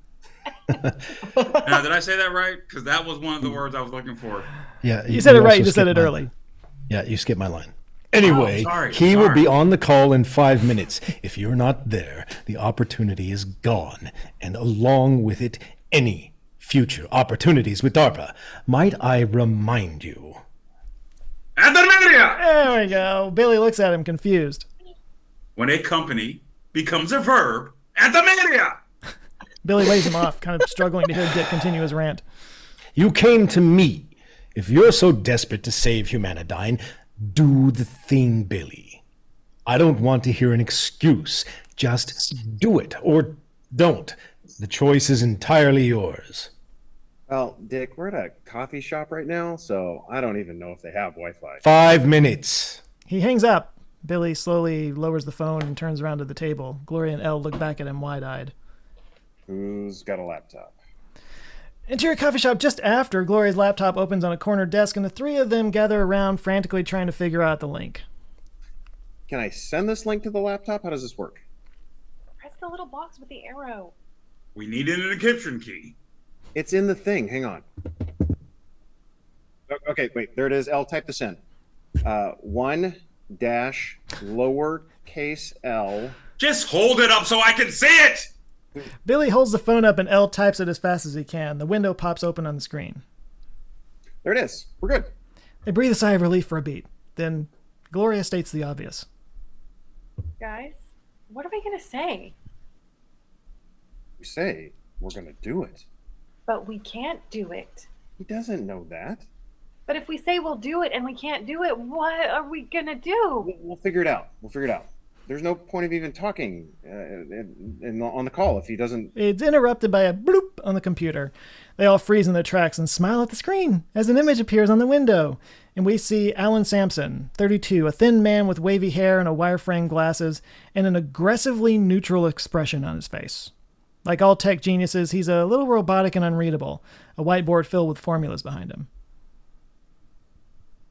Hello? Hi. Can you hear us?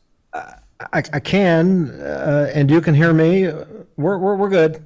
Oh, it's good to meet you. You seem to be in a public place. We may need to speak in coded language for discretion. Oh, sure, no problem.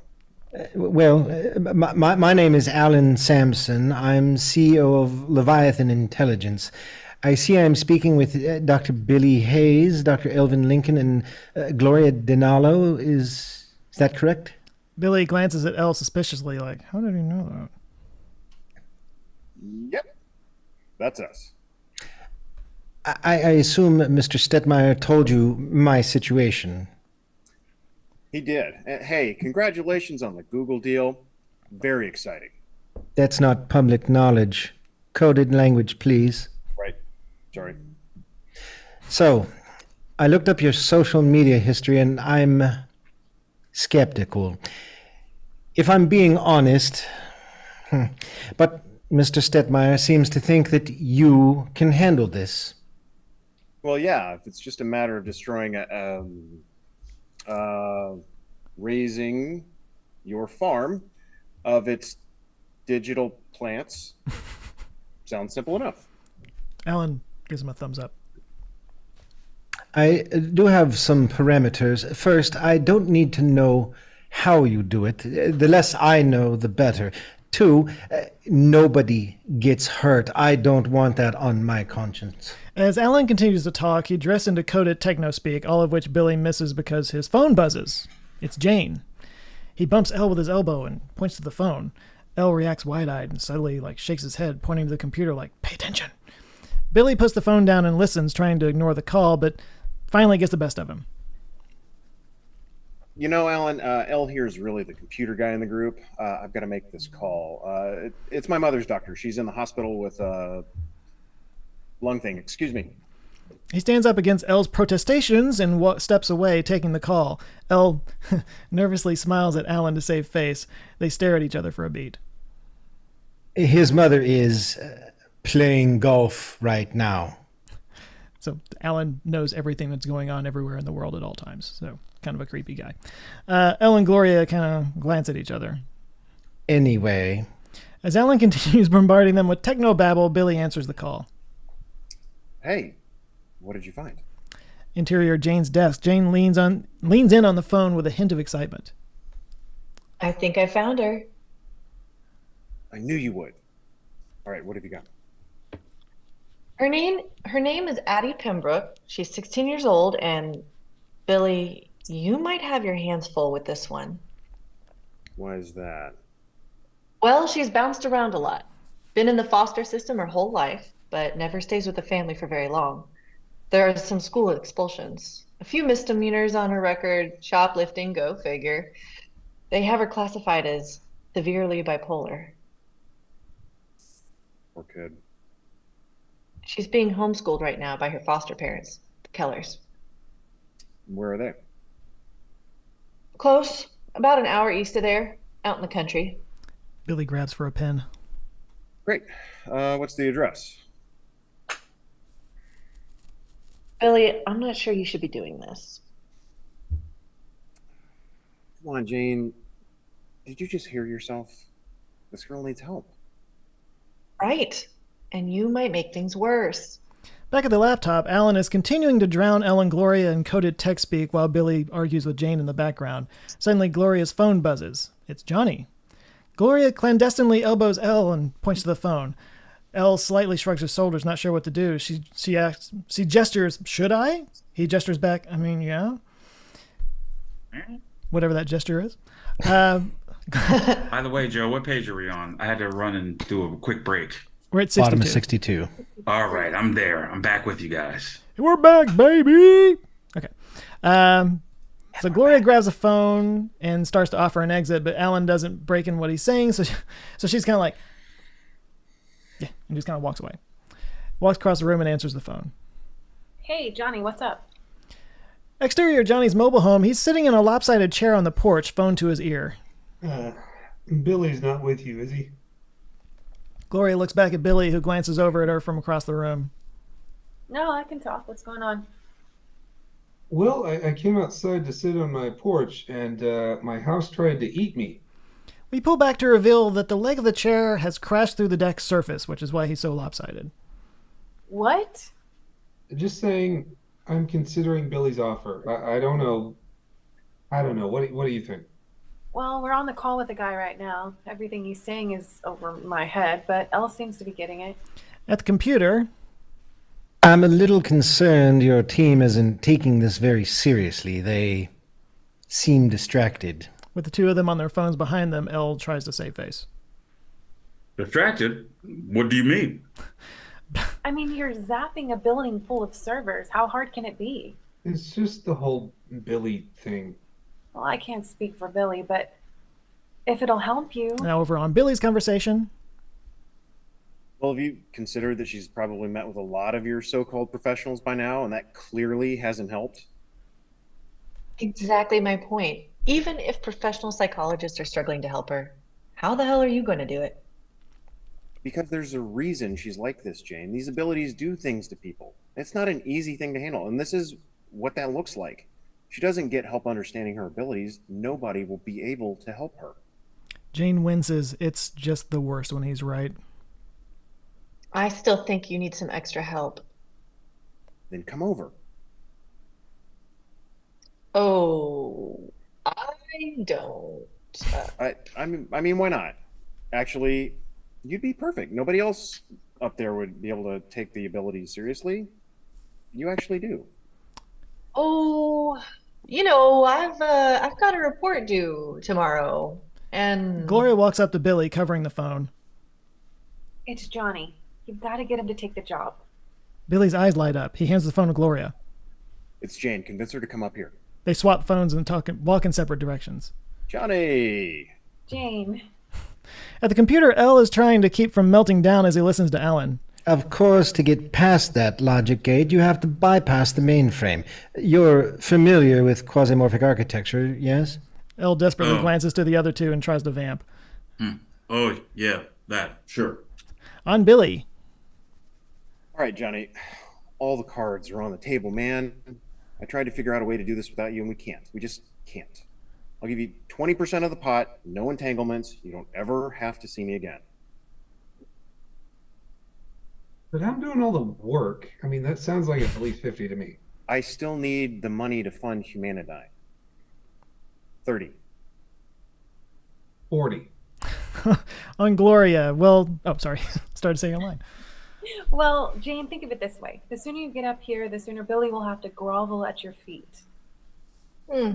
Never had much of a grovel fetish. Gloria goes for the jugular. Also, it would give us a chance to do something again before I move. You're moving? You really helped me out a lot when I was going through it. I'd probably be in prison somewhere if it wasn't for you. I guess I just always hope someday I could pay that forward. Jane checks her watch. I'll need to get gas. Back on Billy and Johnny's conversation. Fine.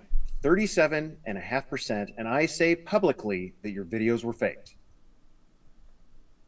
And I apologize because you deserve more respect than I showed you. I'm sorry, truly. All right, give me the stupid address before I wise up and change my mind. Billy's eyes light up and he looks over at Gloria. She gives him a thumbs up. Billy rushes to the computer and leans over Elle's shoulder. We'll do it. Dun dun dun! Exterior country road later, Billy's car books it down the highway through the scenic farmland. Inside Billy's car, Billy drives with Elle scrunched up in the passenger seat, Gloria and Jane in the back seat. It's quiet, all of them in their heads about what's going to happen when they get there. Billy looks down at the navigation, showing 31 miles to go.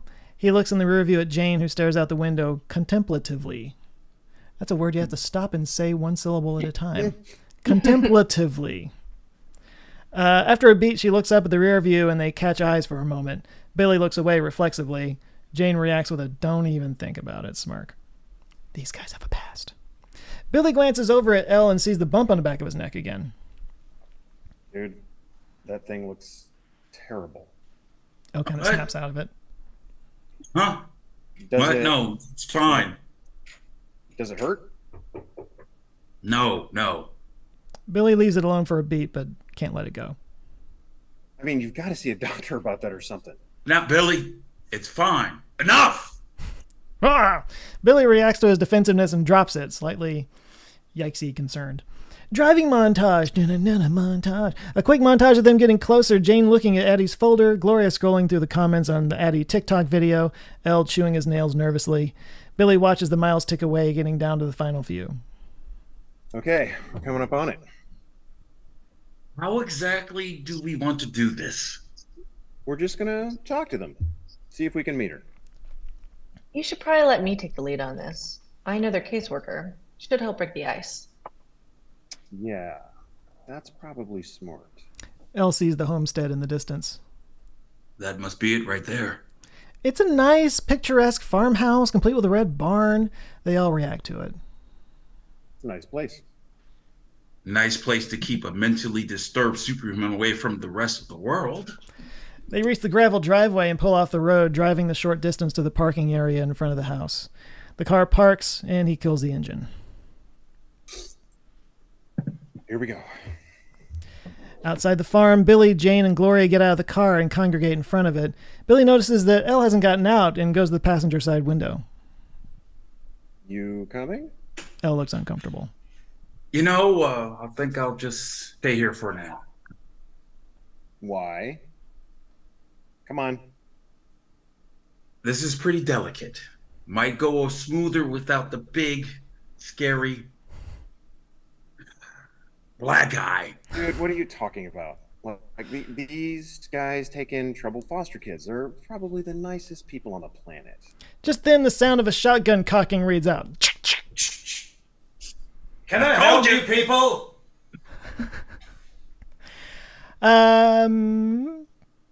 This is a good place to take a break if you guys would like to take a break. Does anybody need to take a break? Does anybody need to have a little quick intermission? I would say 2 minutes. 2 minutes. I can do 2 minutes. Well, I got 4 minutes. It's 4 minutes or nothing. We don't want to keep our fans waiting, huh? I'm ready for my close-up. Okay, all right. Well, everybody, give us 4 minutes. Play a little music for you, and we'll be right back. Ready for Just my been using close-up. my astronaut pants. Astronaut All right. pants. Who's got astronaut pants?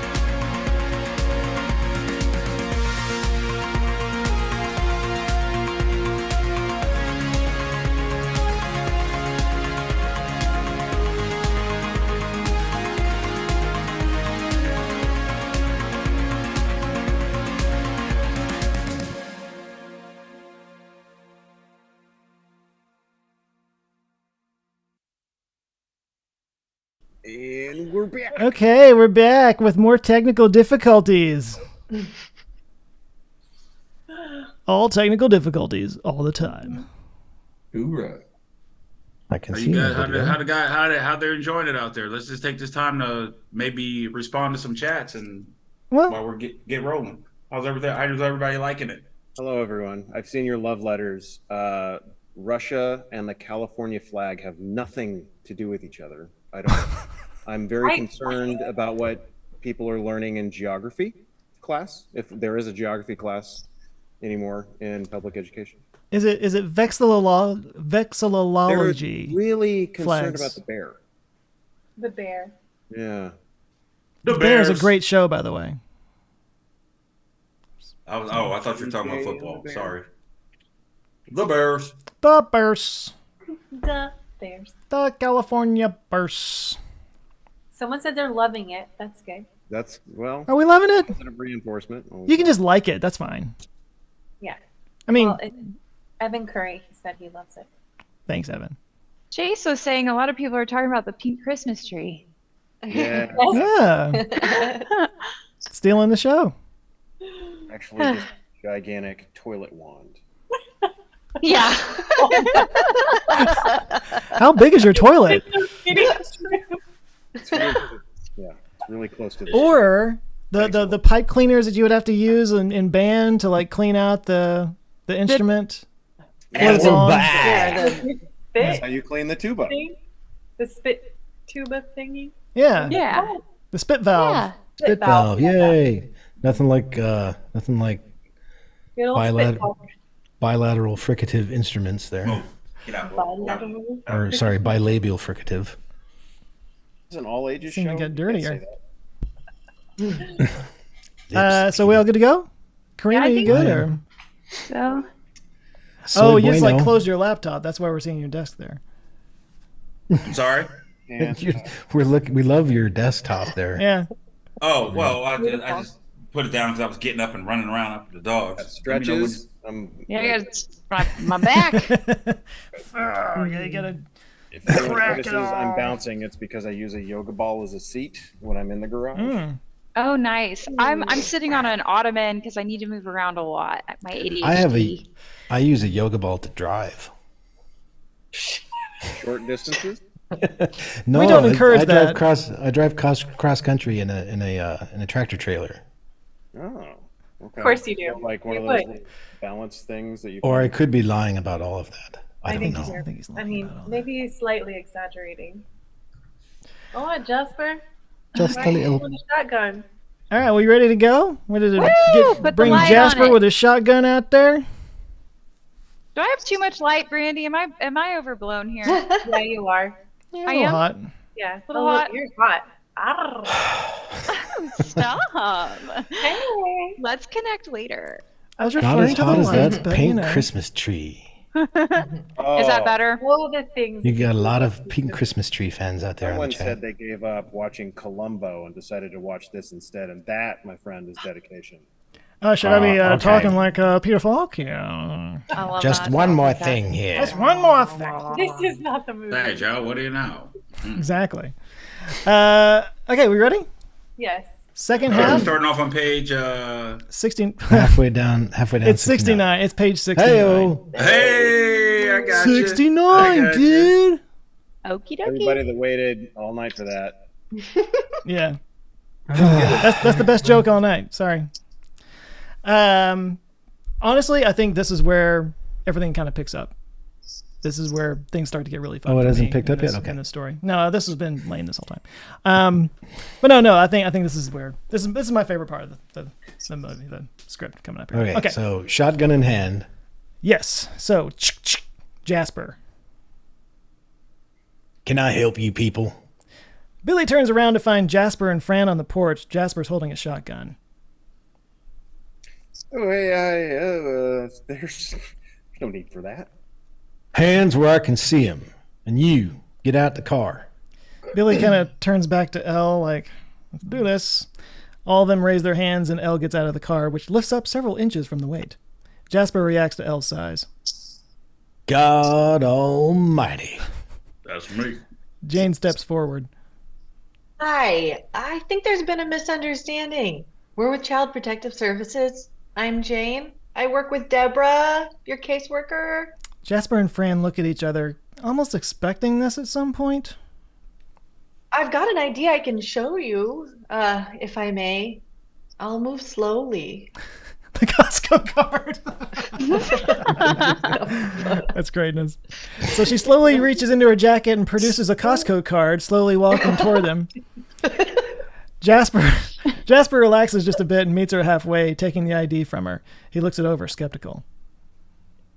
We know Addie had a little trouble recently, and we just want to check on her. He looks up at the other three. What's with the goon squad? Goon Squad. A great name. That's kind of an ongoing bit in the thing, is that like people are throwing out names and Billy's trying to find the right name for it. But he likes Goon Squad. Jane looks back at them, then to Jasper. They're specialists. They work with kids that have certain gifts. Jasper's eyes widen. Fran walks up from behind, insistent. What do you know about Addie's gifts? Well, not much, honestly. We were hoping you could help us with that. Fran and Jasper look at each other, skeptical. Billy sees how conflicted they are and steps in. Excuse me. Hi, if I may. I'm Dr. Billy Hayes. These are my colleagues, Dr. Elvin Lincoln and Gloria Donalo.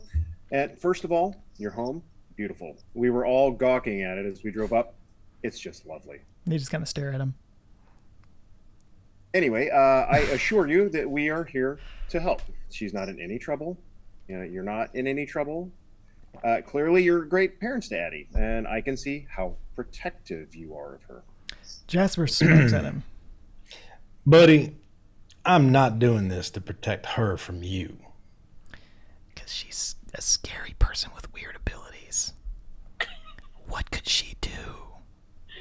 Exterior Leviathan Exterior Leviathan server farm. Johnny rides up on a motorcycle outside the windowless, nondescript building. He rolls to a stop and removes his helmet, getting a look around the place. He spots a beefy power line connected to a transformer on a pole. He looks around just to make sure nobody's watching and rides the bike around to the other side. At the pole just after, Johnny stands at the bottom of the pole, one line coming in from the grid, the other attached to the building. He looks over at the building and sees exterior lights on and HVAC fans turning. Once again, he looks around, making sure nobody's watching, no cameras anywhere. He steadies himself, pushes up his sleeves, clasps his hands together. His hands glow blue, and a buzzing sound grows louder and louder until zap. A bolt of lightning shoots out of his hands and destroys the transformer, sparks flying everywhere. And two ends of the line fall to the ground.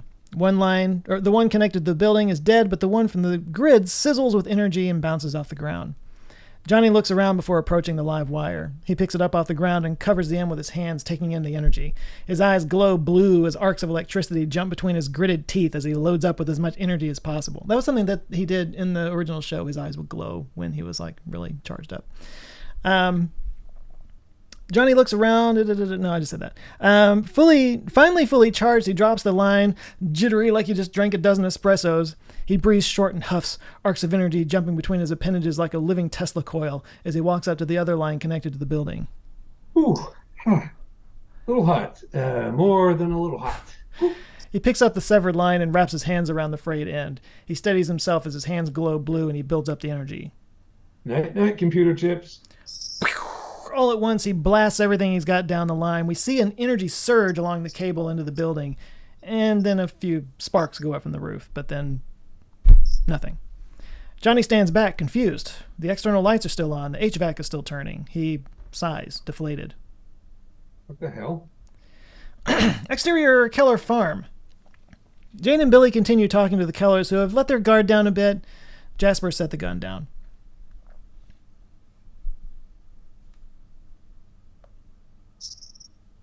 Fran? Jessica. Oh, I'm sorry.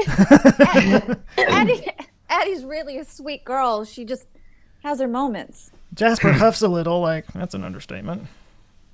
Well, sure. A lot of foster kids can be volatile. All the instability in their lives. This is different. Different in what way? Fran hesitates. Jasper sighs. They look at each other. Guys, we're here to believe you. It won't sound crazy to us. I promise. Finally, Fran speaks up. Her skin, it has properties. It's hard to explain. She burns people. But like an electrical burn. On Gloria, she and Elle listen from the back at the car. Gloria's eyes kind of wander across the homestead, and she notices something at the barn. In one of the windows is Addie's face peering out from a hiding spot. Gloria kind of nonchalantly breaks away from the group and casually walks toward the barn.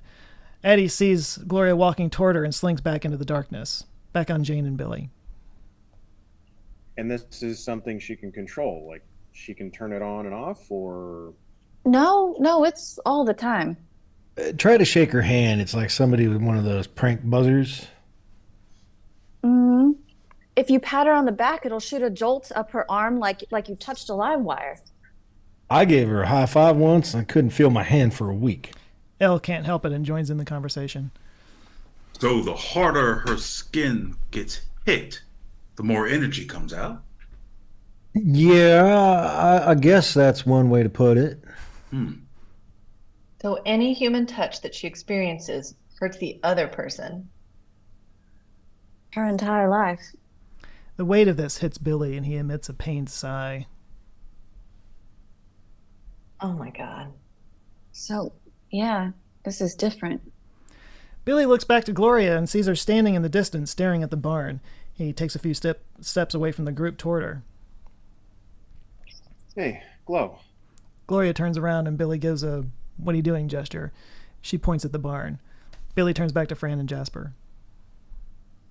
Think we can see her? Cut to the Keller farm later. The team sits around a picnic table between the house and the barn. Jane and Fran stand to the side. They wait anxiously, listening to Jasper try to convince Addie to meet with the team.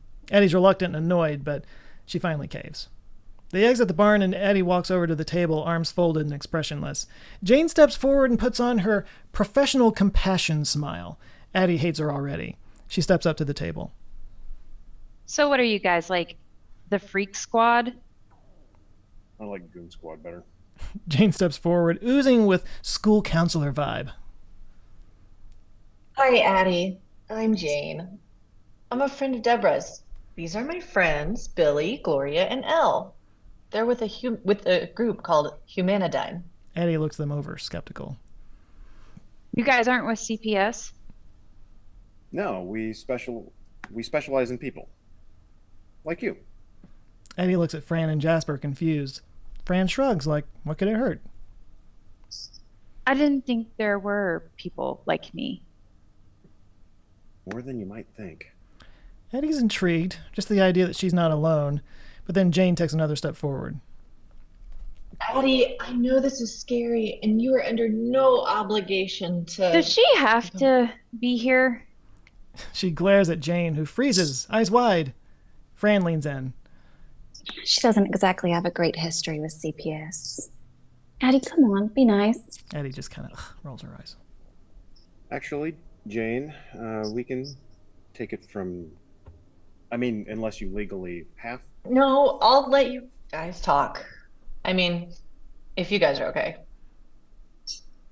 I'm okay with it. Addie, are you okay? Oh my God. Just go inside already. God. So Fran and Jane immediately back away. Oh, okay. We'll leave you to it. Can I make you some tea? Oh, that'd be nice. Thank you. So they walk inside. Jasper kind of stands there for a beat with a smirk on his face. There's something about Addie that kind of, he finds entertaining. Addie glances at him. He gives her a wink and then walks inside with a nod to Billy. Addie kind of smirks. Billy turns back to Addie. Parents, am I right? They just don't understand. Gloria winces. Addie stares back at him, confused. Nothing, it's Agent. Please, have a seat, if you'd like. Addie hesitates, like that's her default reaction when somebody tells her what to do, but then capitulates and sits across from them.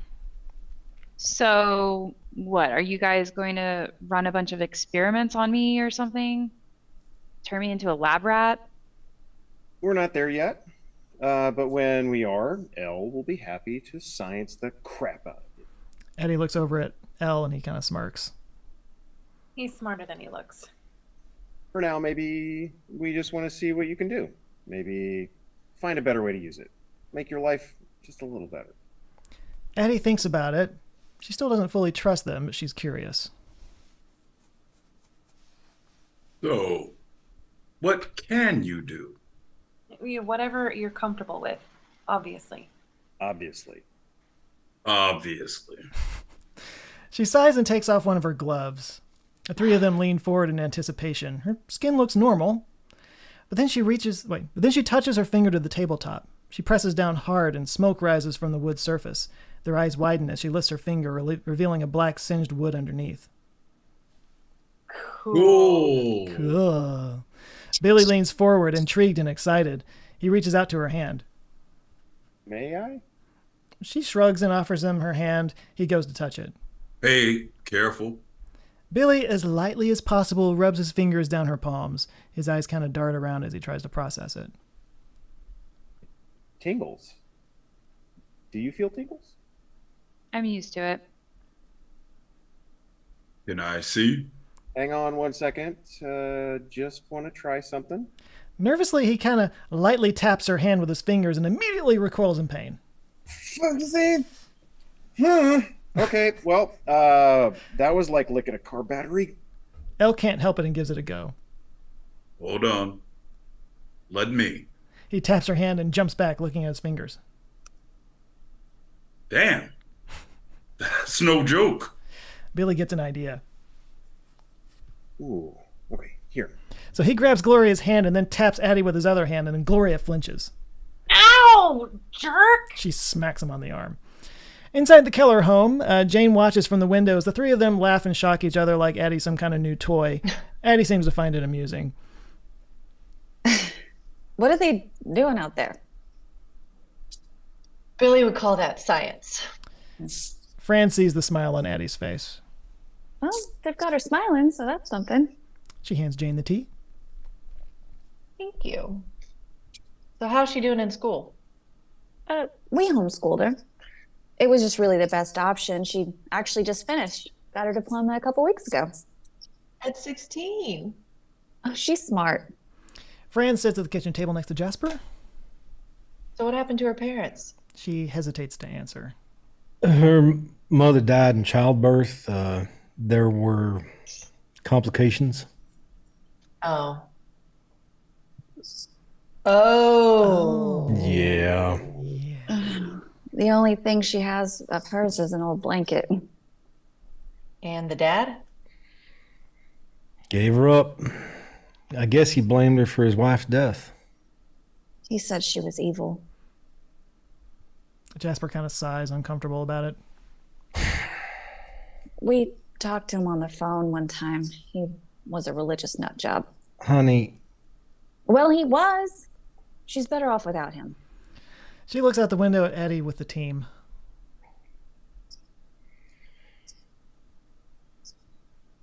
Oh, we knew that someone would come out here after that episode back in town. I don't know what to do with her sometimes. Well, I think you're doing a great job. Hopefully these guys will come up with some answers that can help. Back outside, Ellis set up a makeshift experiment using the EM meter he had back at the museum. They've set a plastic water bottle on the edge of the picnic table with Addie standing next to it. He holds the meter next to it, arm outstretched nervously. He's like, all right. Okay, go for it. Addie takes off her other glove and claps her hands together next to the bottle. Poing! And a pulse of blue light and the bottle goes flying far away from the table. Billy and Gloria react. Nice. How? Gloria walks over to retrieve the water bottle and Elle checks the EM meter. Yep, electromagnetic pulse. Same signature we measured at the museum. Well, yeah. Elle thinks about it for a second. Piezoelectric skin? Did I get it right? Yeah, you got it right. Piezoelectric. Okay, hold on. Yeah, okay. Piezoelectric skin? No. Maybe. I think so. Piezoelectric skin. So how would that work? I don't know. I'm sorry. But What the hell is Piezo whatever? Elle turns around and goes into professor mode. Piezoelectric. It's a property where an electrical charge is generated by the application of pressure to the mineral or other material. This is way over Addie's head. Jesus, does he always talk like this? Yes, I do. Yes. Yeah, Gloria just kind of steps in like, yes. Basically, there are certain rocks like quartz. Billy stumbles. Aluminum nitrate, lanthanum, gallium, silicate. Those, yes. They make electricity if you squeeze them hard enough. Which is exactly how you're doing it, somehow. Addie sighs and puts her gloves back on, sitting back down at the picnic table. Time for lab rat talk, huh? Billy looks at Elle. I mean, I've got some ideas. All the equipment is back at the office. Billy sits across from Addie. Addie, I'm not going to lie. I'm dying to know what's going on with you. But you need to come back with us to LA. It's totally up to you. Just depends on how much you want those answers too. She almost cuts him off. There's something else she's more interested in. You said that there were others like me? Who? Well, actually. He looks at Gloria. Gloria kind of gives a shy wave. Hi. Really? What can you do? She can move things with her mind. Sometimes. It's not as reliable as it used to be. It's triggered by strong emotions. Show me. I want to see it. Well, I'm not really very emotional right now, am I? So get emotional. The three of them squirm at her increasing insistence because they know how unsteady she is on that thing. I mean, if you want me to pack up and go and be your lab rat, I want to know that you guys are for real. Billy thinks fast, then shrugs to himself. Screw it. He turns to Gloria. Your cooking's terrible. What? Elle sees what he's doing. And your hair looks awful today. Gloria catches on and rolls her eyes. Really? You think that's going to piss me off? Billy goes for it. You have to move back to Phoenix because you couldn't hack it in LA. That one cuts a bit. Nobody really likes you. They just pity you. Your palate isn't refined enough for boba tea. The first time I saw you, I thought, you were a boy. Ike was a terrible dog, and I'm glad he ran away. Elle reacts shocked. Dude. That did it. Gloria feels the rage rush through her body and focuses on the water bottle on the table. Tension builds, music swells, her eyes squint with intensity, and then the bottle tips on its side. Gloria smiles, surprised. Billy and Elle stand celebrating and applauding. Yay, all right, good job, yay, woo. Hey, Billy squeezes her shoulder in congratulations, and then she still pushes him off. She's still angry. Touch me. Her dog ran away. She's still sore about it. Eddie just stares at the water bottle, thoroughly unimpressed. That's it? They freeze and look at her. I'm sorry. And I'm supposed to be impressed by this? By that? I mean, that could have just been the wind. Billy kind of gets defensive. Well, Gloria has struggled a bit with her abilities lately, but... Who else do you know? Is there anybody like me or not? Billy and Elle start kind of searching their mental Rolodex. There was this guy who could see radio waves. Ah, the magnetic guy. The magnetic guy, yeah. The lady who could smell cancer. Johnny, obviously, Johnny B. He can shoot lightning from his hands. That sounds familiar. Wait. That DJ guy? The fake guy?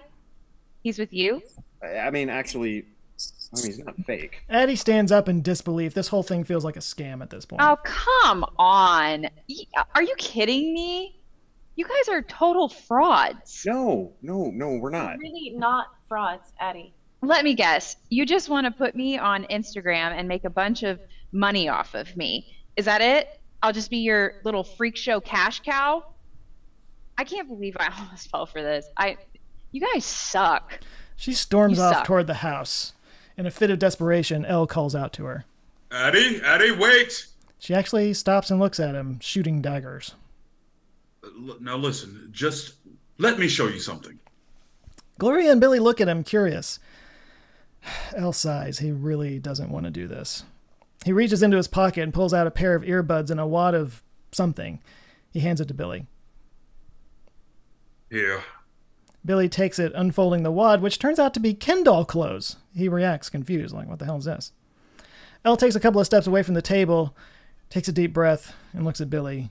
He reaches back with his hand and touches the lump on the back of his neck. He gives Billy a shrug and presses it. He shrinks down, disappearing under the pile of clothes. Whoa. Oh my God. This got Addie's attention. She walks back toward them, curious, maybe even a little concerned. Where did he go? They gather around the pile of clothes, totally freaked out. What the hell just happened? Elle? Nothing. Billy's getting concerned. Elle? Finally, some movement under the clothes. Elle pokes his head out from under the shirt hole and waves at them sheepishly. Oh my God. Oh my God. None of them saw that coming. Exterior data center. Johnny walks up to the door on the side of the building. He puts his hands together. They glow blue, building energy. Then he stops. Curious, he turns the doorknob. It was unlocked.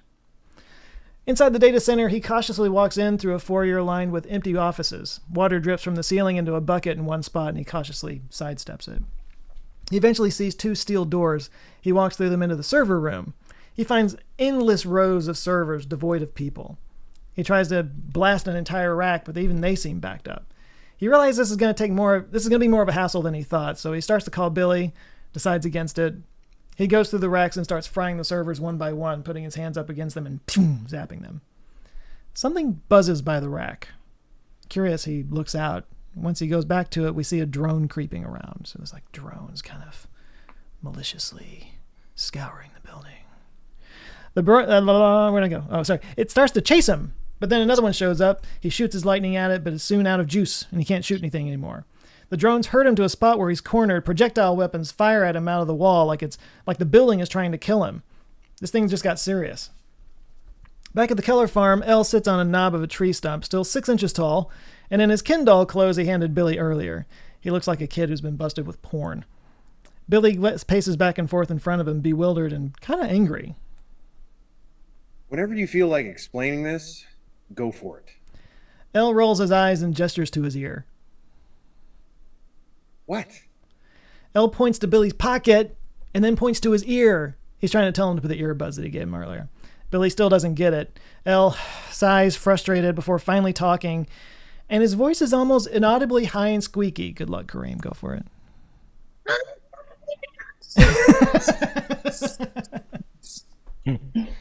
Put the earbuds in.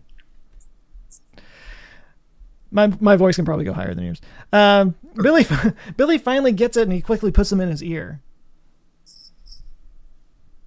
All right. Do I sound normal now? Yes. All right. My vocal cords are tiny, so I sound like a squirrel. I hacked those to modulate me back to normal. Billy So gestures at just the be careful. situation. Yes. Everything is very clearly normal now. At the picnic table, Addie and Gloria look on. Wow, Billy looks pissed. You really didn't know that he could do that? Nope. That's a new one. Addie's head is spinning. She can't stop asking questions. But that lightning guy, he can really do that. Like, for real? Gloria looks at her and nods. She knows what the question is really about. You're not alone, if that's what you're asking. Gloria whips out her phone and quickly pulls up one of Billy's posts to show her when she was younger. She shows it to Addie. I really did knock that bottle down, FYI. How come you can't do this anymore? Gloria sighs. This isn't the easiest subject for her. When I was a kid, every time I got upset or excited, things would just fly off the wall. Nobody knew why. Kids would pick on me just to make me mad and see if something would happen. Eventually, I started using it again. Oh no. Uh-oh. Come back to us. Come back to us, Gloria. Technical difficulties. Brandy Price is Sorry, connected I'm to so sorry. audio. She is. There she is. I'm so sorry. Okay, we're Right in the middle of like a really meaningful, deep like know. thing. All right, so yeah, just pick it up where so when you were a kid. You were right there, and then we just flipped the page. I can just do. Kids would pick on me just to make me mad and see if something would happen. Eventually, I started using it against them. Like, it got bad. You were like Carrie. Yeah, thanks. That wasn't my nickname in high school or anything. Well, things went downhill from there. Eventually wound up in juvie hall. That's where I met Jane, and she introduced me to Billy. He helped me get a handle on it, which is good, but once I got my emotions under control, there went the ability. I've kept a lot of things down for a long time. Do you ever miss it? I do, actually. I would too. On Elle and Billy, Elle sits on the stump. Billy leans on a fence across from him. No, that mouse growth serum, the one you said wasn't going to work. Billy nods. Elle gestures to himself in a, there you have it. Jesus, Elle, you self-experimented? Why would you do that? You could have killed yourself. Elle takes a moment. This is really hard for him. I hate this body, Billy. I hate the looks I get. I hate always bumping into things. I hate that you guys think of me as a giant klutz. Do you have any idea what it's like to not fit into anywhere? Billy is moved for his friend, but still confused. I mean, I knew you didn't like it when we made fun of you, I guess. I just thought you were used to it. I mean, you've always been this size. Elle waves him off. It wasn't you. So, It wasn't you. What? You just woke up one day and you couldn't take it anymore? Elle stares off in the distance. He's clearly hiding something. Something like that. Billy picks up on it. What? Buddy, what aren't you telling me? Elle takes a long beat, working himself up to say this. I never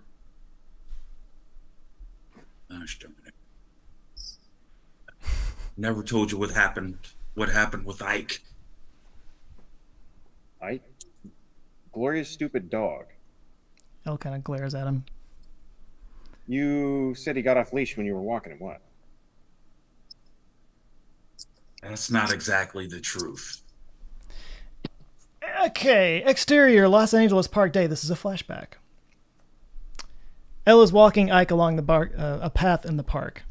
Ike is being your totally typical ultra hyper rat terrier crazy dog self, totally uncontrollable, running back and forth, chasing every lead that moves, weaving in and out of Elle's legs. He's constantly struggling to keep it under control and disentangling his legs from the leash. This dog is insane. He walks past a couple of attractive women who kind of snicker at the sight, but he kind of gives them a wave, trying to maintain composure, but failing.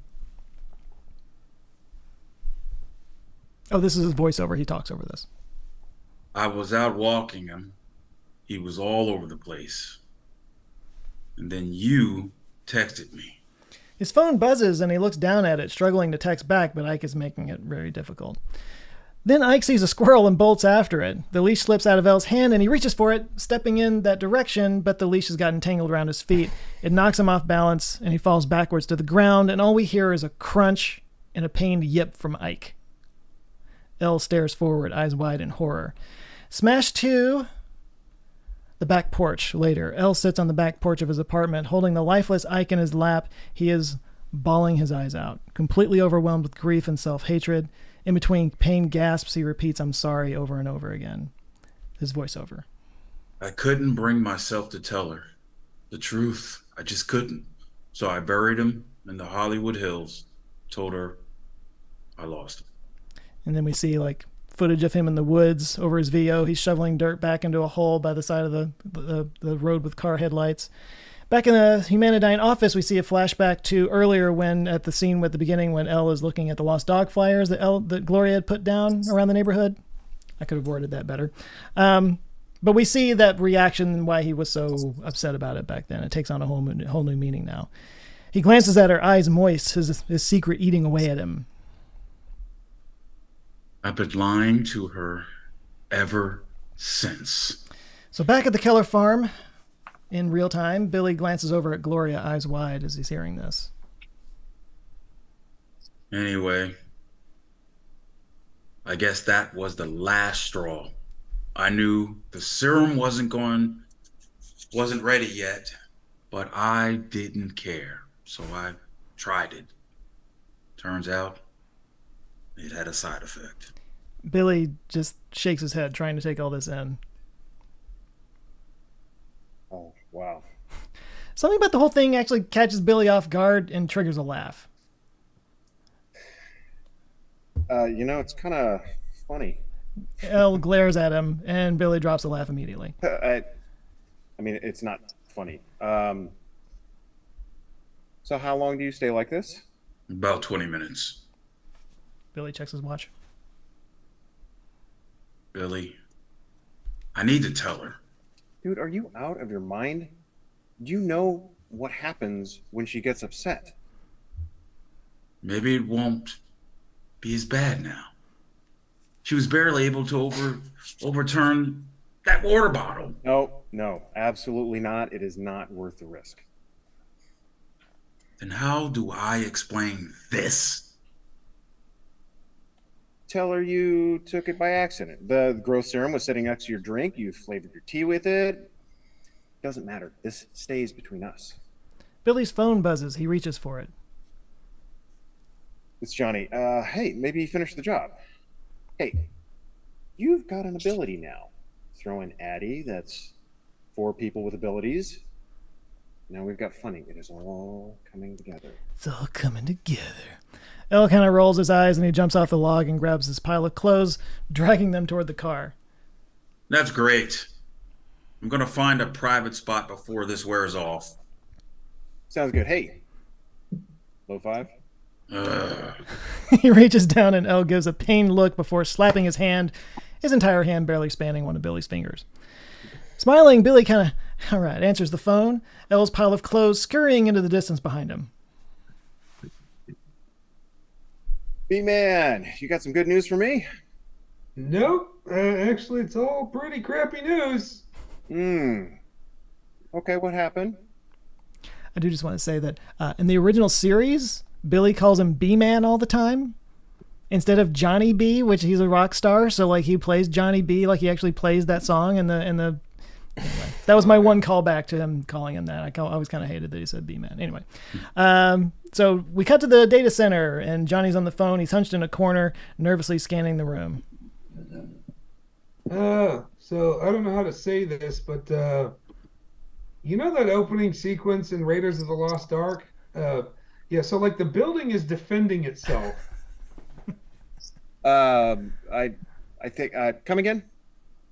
I'm in the building, but it's swarming with drones. All kinds of booby traps, arrows flying out of the walls. It's an ambush.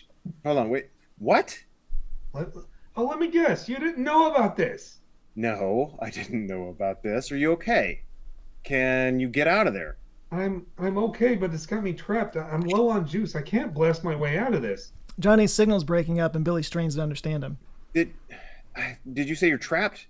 Look, Johnny, you're breaking up. Are you still there? Johnny looks around, suspicious. Jamming my signal. Billy, this is really messed up. At this point, Billy's only catching a word or two. What? Johnny, can you hear me? Billy looks down at his phone, bewildered. Elle walks up behind him, full-sized and buttoning his shirt. How's Johnny doing? We've got a problem. He walks away. Elle follows him. So a little bit later, just after, Elle, Gloria, and Billy huddle up to figure out what to do. Addie kind of sits off to the side of the picnic table on her phone. Hold on. You're saying the building is attacking him? The building itself? Might be some kind of advanced security system. They are an AI company. Did he say anything on the call about this? Oh, Elle thinks back to the call that he had with the Alan Sampson guy earlier. He talked a lot about the encoding on the servers and why they had to be destroyed. But nothing about security drones and automated lethal weapons. I'm pretty sure that would have stood out. Right. Off to the side, Addie kind of listens in on their conversation, barely paying attention to what she's scrolling past on her phone. Can't we just call the police? We can't call the police. This is off the record. Besides, he broke into the building. Better be arrested than dead. Can we call that Samson guy? Maybe he can turn it off. It was an encrypted line. It only went one way. What about Stedmeyer? He could call in a team to handle it. Yes? We are the team that was called in to handle it. The three of them look at each other, the reality sinking in. They're going to have to go save him. I mean, we have to go save him, right? Gloria nods nervously. I think we do. How exactly are we going to do this? I don't know, but we're running out of time. Load up the car. Gloria, keep calling Johnny. Maybe a signal can get through. Billy walks quickly toward the house. Gloria whips out her phone, glancing over at the picnic table. Eddie's not there. She's gone somewhere. She notices this, but no time to think about it as she dials up Johnny. Inside the Keller farmhouse, just after Jane and the Kellers giggle over a joke, and the door opens and a harried Billy sticks his head in.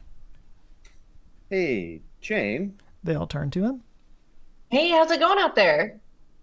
Oh, she's great. Piezoelectric skin. Jane, can I borrow you for a second? Jane gets up and walks out the door. Is everything okay? She's great. She's fine. Sorry, 1 second. He rushes Jane out the door. Outside the door, Jane senses something's up. Everything about this feels like a problem. No problem. No problem. Everything's fine. Actually, yes, there's a problem. What did you do? Nothing. Why would you immediately assume that I did something? Because that is just so Billy of you. This breaks his brain a little. Oh, okay. I don't really have time to deconstruct that right now. We have to leave. Why? I can't get into the details, but Johnny's in a little trouble and we need to help get him out. So this isn't about Addie. No, she's fine. But we've got to go. We'll be back. She starts back in, annoyed. All right, I'll grab my bag. He stops her. No. I need you to stay here. Convince them to let Addie come to LA, and there's some tests we can do to help her. But we have to do it there. So you're just gonna leave me here? We'll be back. When? Billy looks back and sees that the others are in the car waiting for him, so he rushes that way. I don't know. Don't worry about it. Billy! Thank you. Billy gets in the car and they drive off. Jane turns around to see the Kellers at the door watching the car drive away, confused. They had to run an errand. So Billy, Gloria, and Elle are now barreling down the road in a car montage, each in their own little heads, unsure of what's going to happen when they get there. Outside the Leviathan server farm, I cannot say the word Leviathan tonight, people. Can't do it. Been trying, failing. The car drives up and parks next to Johnny's motorcycle. They get out. Johnny's here, all right. Elle looks up at the blown transformer and the cut lines, immediately piecing together what he did. How does this building still have power? Billy looks around. Something on the roof? The three of them line up in front of the building, kind of working out their plan. Even if we knock out the power, they're still drones. They're not connected to anything. Wait, what exactly are we dealing with here? Do the drones have guns on them? He said there were guns in the wall, and I'm not particularly sure if the drones were armed. While they're talking, in the background we see the trunk of the Billy's car open and Addie sneaks out of it. Jesus. I mean, maybe not. They might just be reconnaissance. Well, we can't know until we get in there. That's for sure. Exactly. But how do we get in there without them seeing us? If it's a security system this advanced, it already knows we're here. Addie kind of casually walks up behind them. They don't know she's there. She eventually stands beside Billy. So why is it attacking us? Because it wants us to go in. That's where it has all the control. And then So finally, why can't he just blast his way out with his lightning bolt hands? Because he ran out of charge. If we can get him access to power. and then he suddenly realizes who asked the question. He turns to her slowly. They all do, eyes wide. What the hell are you doing here? I want to meet this lightning bolt guy. They just stare at her, dumbfounded. What? What? I thought I could help. Billy looks back to the open trunk and holds his head in anguish. Oh, God, this is bad. That Jane is going to kill me. She's going to actually murder me. What's his problem? You really shouldn't be here, Addie. This could get dangerous. Yeah, well, no offense, but I've seen your superpowers, and let's be honest, you need me. Gloria steps up. Actually, yeah, she could do that EMP thing. Elle's eyes light up. Well, how big of an EMP can you do? I don't know. I've never measured it. Elle starts trying to figure it out. Billy kind of rolls his eyes out of patience. Well, that clap earlier measured 0.9 amps. I figure roughly 25 newtons of force was applied, hold on, to your hands during the clap. So if you were able to apply 50 newtons... Billy Guys, finally we don't snaps. have time for this. Okay? Johnny's trapped in there. We need to find him. But we can't find him if it gets us too. Apparently it's like Home Alone in there. And we're the wet bandits. We need something to get past those people traps. That gets Billy's attention. He freezes, brain racing. People traps. For people-sized people. He looks at Elle. Gloria gets where he's going with this, and she likes it. Elle looks nervous. Elle, you shrink down. Gloria and I will go in there and create a distraction, and while it's chasing us around, you sneak past and find Johnny. Elle kind of nods, a little anxious, but it is a good plan. Okay. And Glow, get mad. And what about me? Billy steps up and dangles his car keys in front of her. You sit in the car. This is stupid. Now! Addie's not used to people standing up to her like this. Most people around her kind of treat her with kid gloves because they know what she can do, but after a short stare down, she takes the keys. Fine. She storms back to the car, scowling. Billy sighs, turns back around to find Elle handing him his Ken doll clothes. Hold these, please. All right, so outside the data center door, just after the door's wide open, just as Johnny left it, around the corner of the building walks Tina Elle. Does anybody remember Tiny Elvis on Saturday Night Live? Yes. Nicolas Cage was playing Tiny Elvis, and the whole bit was him saying, "Man, that's huge." No, I'm gonna look it up. No. It is worth interrupting this entire script to bring that up. How am I funny? not in this movie? I can't wait to watch it. How am I not in this movie? I watched Face Off the other day, by the way. Brilliant. Take his face off. Okay. So Tiny L carrying a small backpack. He's got a little backpack. He runs through the grass that goes up to his waist to the side of the door, and he peers in. It's a dark foyer leading to offices. It's quiet. He waves Billy and Gloria over. Billy's got the earbud in his ear so he can understand him.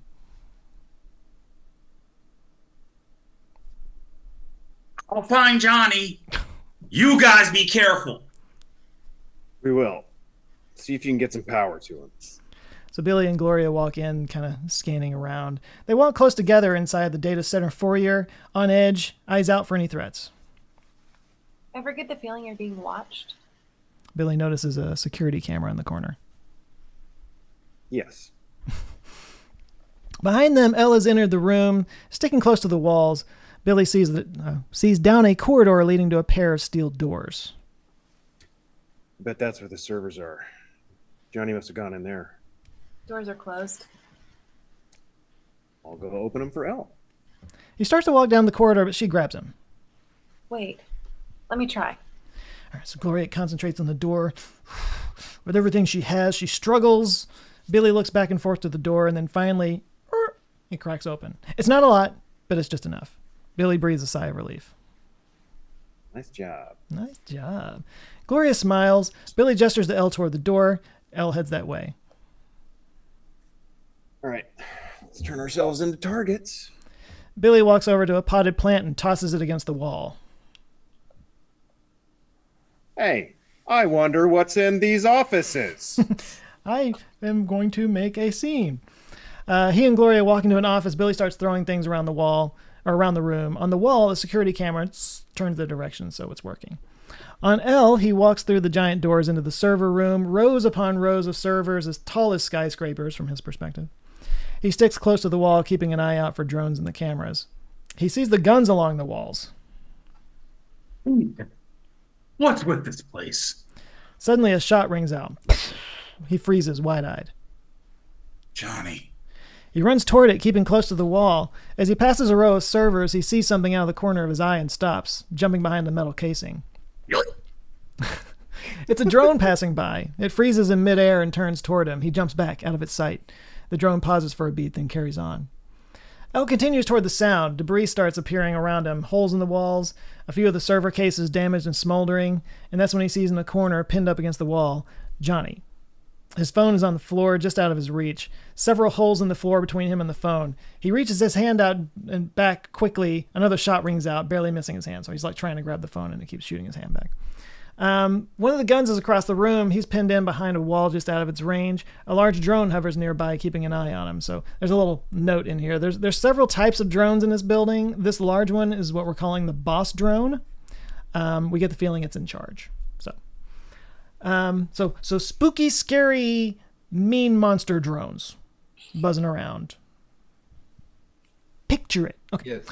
Yes. So Elle sneaks in as close as he can, standing behind a pillar and tries to get his attention, but his high-pitched scream blends in with the noise of the servers.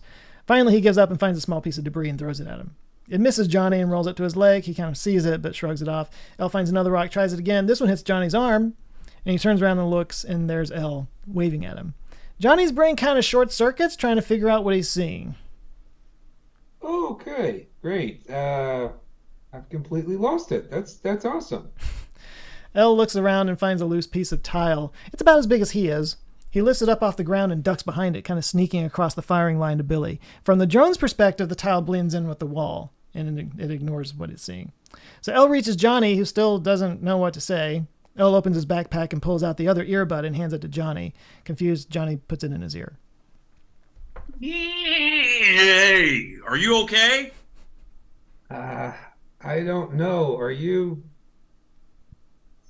small? No time to explain this. Billy and Gloria are in the other room. I'm going to get you some power so you can blast that gun. You got it? He sneaks back behind the server rack and devises a plan. He crawls behind the server rack and finds a power cord, then starts unplugging wires. All right, so back in the data center foyer, Billy and Gloria continue to make a scene with Billy smashing computers and lights. Gloria participates more cautiously, keeping an eye out for the security to kick in. Finally, a small drone enters the room. Billy, look out. They both turn their attention to the drone, which shuffles back and forth, looking at them. Billy grabs a chair and swings it at the drone like a giant wasp, but it definitely avoids his swings. Hold it still. Gloria focuses, trying to manipulate the drone. It jerks slightly back and forth, fighting against her. All right, so back inside the server farm, Elle has coiled up a power cord that he's assembled, plugged into a power outlet, and then he pulls up that tile, and he starts kind of sneaking across to Johnny. Careful, careful. So Elle sneaks across, pulling the cord behind him. The drone watches on. From its perspective, it just kind of sees this dark line forming at the edge of the wall. It gets its attention, but it doesn't know what it's seeing, so it kind of ignores it. Something's about to go bad, though. Back at the interior data center foyer, Billy wrenches the leg off the chair and holds it like a bat. All right, grab it. Gloria struggles. The drone wobbles wildly. Billy still can't get a beat on it. Come on. Come on. Do it. Gloria squints and focuses everything she's got, and then the drone seizes in midair, just enough time for Billy to take a big swing at it, smashing it to the ground. Back in the data center, the boss drone reacts to this and turns back toward the door, distracted just enough for El to reach Johnny, and he hands him the end of the cord. Yeah, we're talking. He whips out a knife and slices the end of the cord, sending sparks flying, and he grabs the end with his hand and takes a deep breath, taking in the energy. His eyes start to glow. All right, you son of a gun. The boss drone turns around and sees Johnny charging and inches forward, inquisitive. Right then, El accidentally pushes the tile over, and it falls to the floor, revealing him to the drone. He freezes deer in headlights. Oh. The gun on the wall turns to him. Run! El takes off running towards safety, bullets exploding against the wall behind him in huge plumes of drywall dust. Johnny uses the distraction to reach around the barrier and blast the gun on the wall with a lightning bolt. He blasts at the drone, but misses. The drone flies away. You okay, El? El gives him a thumbs up. More gunfire from the wall guns. Johnny ducks and covers, then blasts it. So, back inside the data center foyer, Billy and Gloria hear the blasts and look down the hallway, seeing Johnny. He has come out of his, hiding spot now, and he's just raining hell on the building's defenses. So, this is Johnny just being a badass. We get to see just... Pew, pew. That was the... Pew, pew, pew, That's the sound that little lightning bolts make. Pew, Pew. pew, He blew that guy's head clean off. So Billy and Gloria hear the blast. Billy's like, yeah. So Tiny El comes running out of the room into the foyer. Billy says, good job, El. That's what's up. There we go. So El gives a thumbs up and runs into an office. This is working. This is working. And then the fire suppression system comes on. Water sprays everywhere from the ceiling. Johnny seizes his in pain and searches for an escape. Johnny! Johnny! Billy and Gloria run into the server farm room to help him, but Johnny's ducked into a side room, stripping off his jacket, tiny electric charges firing all around him as his body shorts out. Billy and Gloria reach the door, the water raining down on them. You okay? No, I can't shoot anything like this. I'm stuck. El runs up behind them. He's full-sized again. He's pulling his shirt down. How do we turn off the water? Probably back up front. The three of them turn around only to come face-to-face with the boss drone. Imagine in the Matrix, those machines and stuff, right? So the boss drone is hovering in front of them. It's cutting off their exit. Did anyone figure out if this thing has guns? Just then, two barrels extend down from its belly. Shark! Yeah, it has guns. Johnny reaches around the corner and tries to shoot it, but it only creates a flare of sparks and ripples of energy up his body that cause him to flinch in pain, so he can't do anything. The boss drone creeps forward. Gloria, you got anything? Gloria focuses, but shakes her head. Nothing's happening. Guys. It inches closer. They prepare for the worst, and then a voice. Hey, assholes. The drone turns around to see Addie standing behind it. She smashes her hands together. Bong! That's the Addie sound, by the way. A sphere of energy radiates out, enveloping the drone, and it falls to the ground, lifeless. Billy looks up and sees Addie standing there, having saved their asses. Johnny looks around the corner of the door, confused. Who is this person, and what the hell? Billy sighs. She disobeyed him, but she was obviously right. I was bored in the car. Billy gives her a "you're in trouble, young lady" look, but carries on. Come on. We gotta get this water turned off. He walks past her. She kind of stands there, dejected. You're welcome. Gloria and Elle walk past, following Billy. Elle gives her a thumbs up and a wink. Hey, good job. Here's a Coke. Eddie smirks and turns back to Johnny, standing inside the door of the room, hiding out from the water. They kind of stare at each other for a bit. She waves at him. He waves back. So, you're the electric guy. Johnny's distracted by water pooling into the room around his feet. Yeah. Oh, yeah, that's me. Lightning guy. Cool. Not right now, it's not. Johnny overturns a trash can and stands on it, avoiding the water. Oh, come on, man. Just then, a panel slides open in the ceiling. We aren't done with the drones, people. And a swarm of tiny drones come pouring out like metallic hornets from hell. One of them misses Addie and smashes into a row of servers, exploding. So they're like smash drones. They just like smash into things and blow stuff up. Addie screams and runs away from it. There it is. Only to have more swarm around her, smashing into rows of servers that fall over on top of her, and it traps her against a wall. Billy, Gloria, and Elle... Huh? What? What? What happened? What? I don't know. Where are we? What's happening? I don't know. Was I talking too fast? No, I thought that I said, what are those? Was that wrong? We aren't quite there yet. Oh, okay, yeah. Never mind. So Billy, Gloria, and Elle, so Eddie gets kind of trapped over to one side. The other three run off. They respond to a sound from across the room. The hell was that? Just as he turns around, the drone swarm surrounds them and does the same thing. It's just toppling over racks of servers. It's blowing stuff up, and luckily it's not killing them, but it has trapped them just like it trapped Addie. What are those? Addie, are you okay? So Addie's like gripping the server rack, trying to burn through the metal, and it's like actually glowing hot, but she's having limited success at actually breaking the metal. I'm fine, but I'm stuck. This is the climax, people. Okay, so Johnny can only watch helplessly from inside the room. He can't do anything. He's balancing on a trash can. The water's rising around him. Elle looks around at the drones.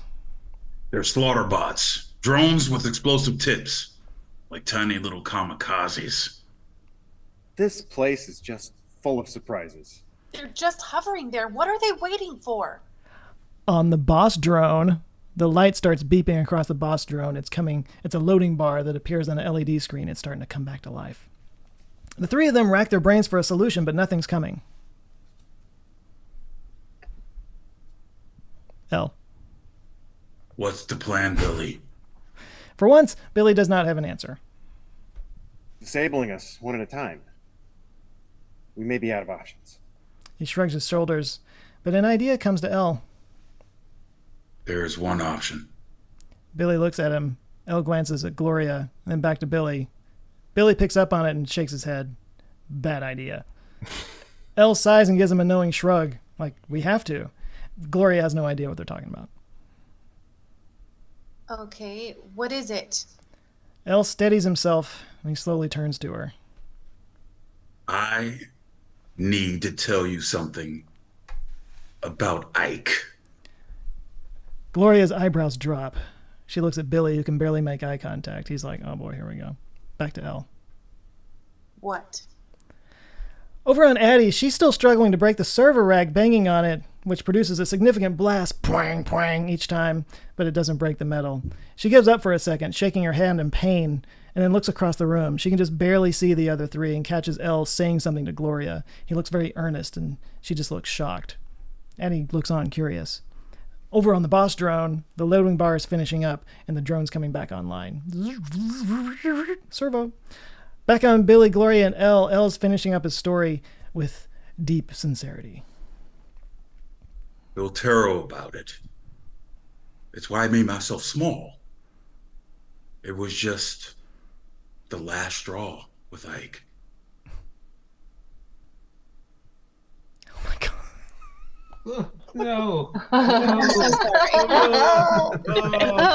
there she What did I is. do? What happened? We were waiting for What? Gloria to do this big thing, and she just vanished.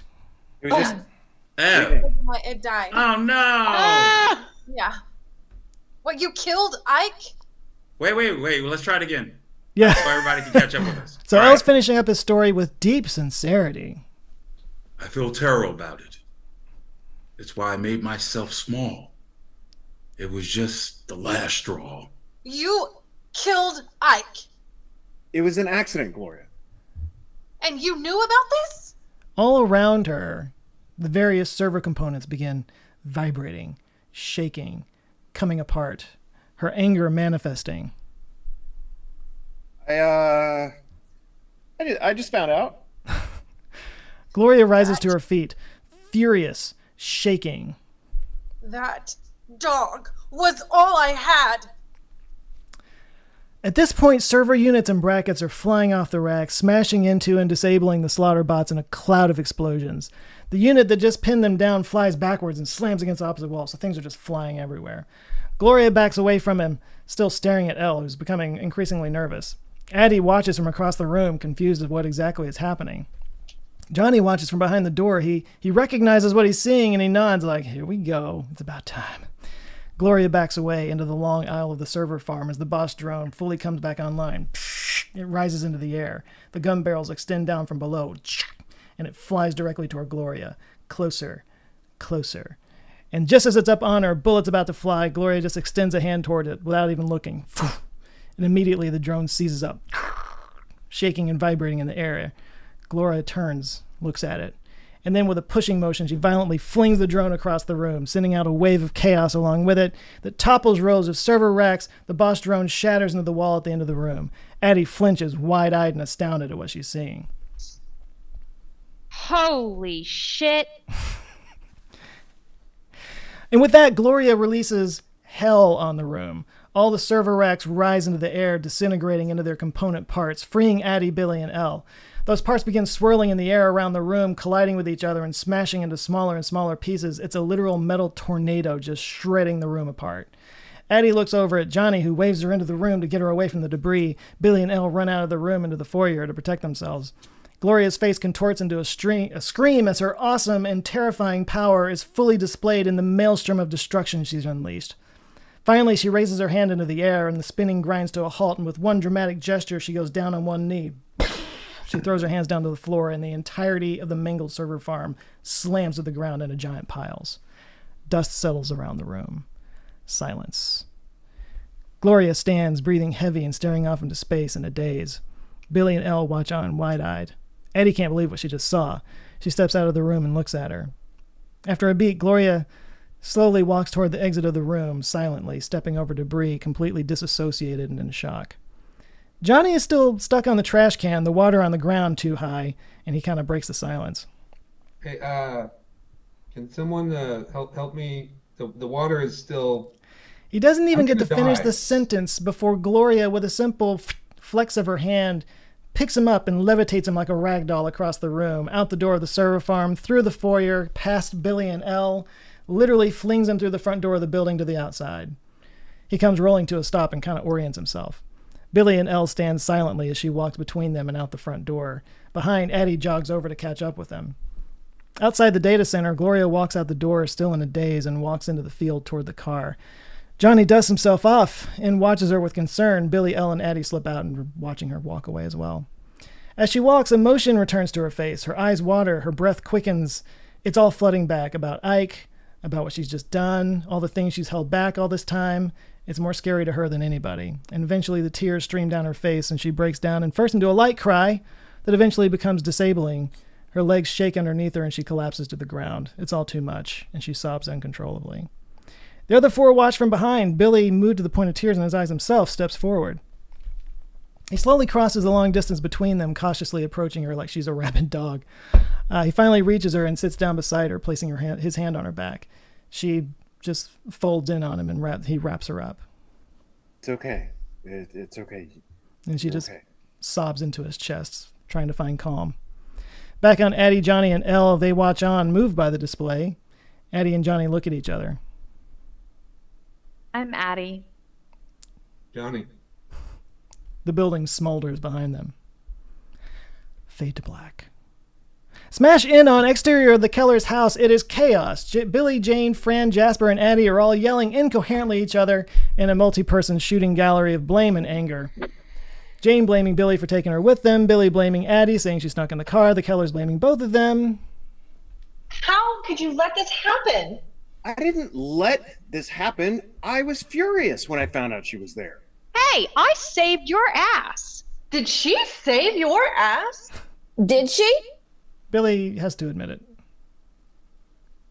Yes, she did. And it was awesome, but that is beside the point. And the group erupts into yelling again and off to the side, Elle, Johnny, and Gloria sit at the picnic table like scolded kids watching the adults fight. Gloria is still staring off into space. She's still kind of coming back to her senses.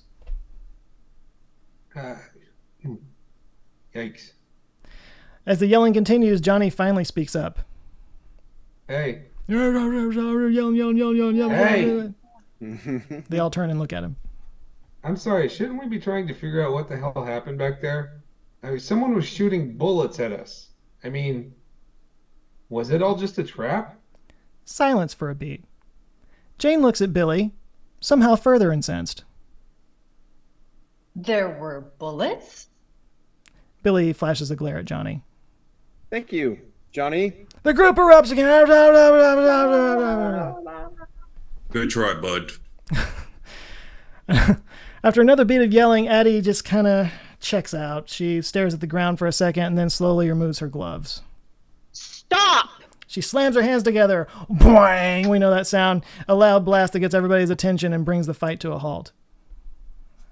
Not cool. Billy reaches for his phone. My phone okay? I said, oh, did you go on my phone?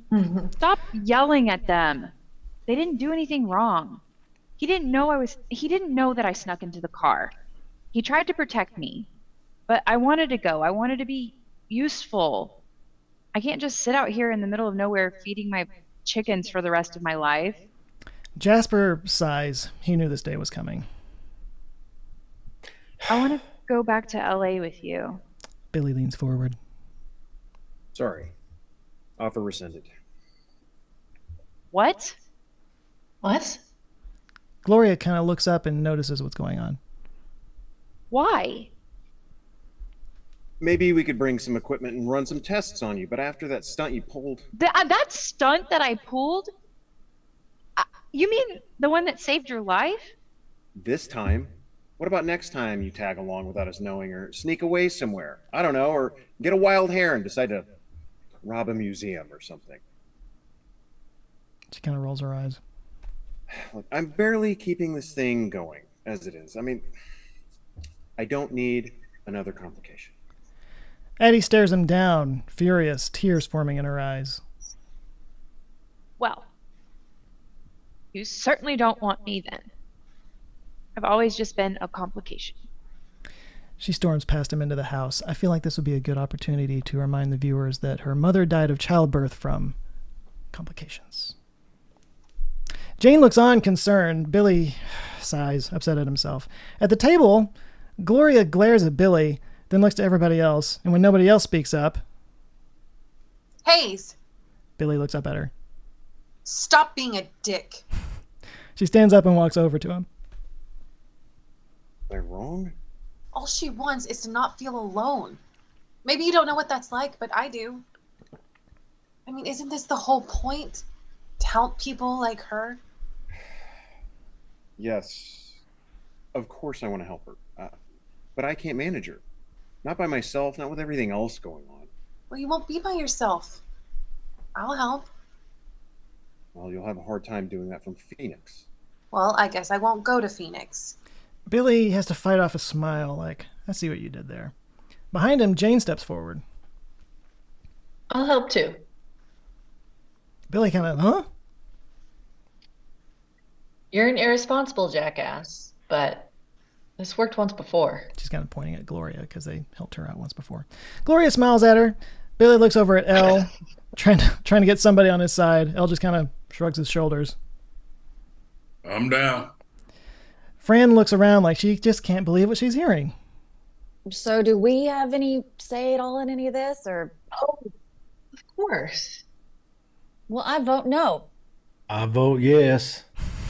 Fran turns around to him wide-eyed and shocked. He gives her a knowing look. Come on, we both know this day would come. Oh, Jasper. What's she gonna do? Kick rocks around here for 2 more years and then she goes out on her own and still can't function normally? Maybe these guys can help her learn how to control it or put it to good use. And it doesn't have to be permanent. If things don't work out for some reason, she can always come back here. It's worth a shot, right? Fran softens and looks at Billy. He looks back. They're kind of sharing each other's anxiety, but they're right. It is worth a shot. For Addie.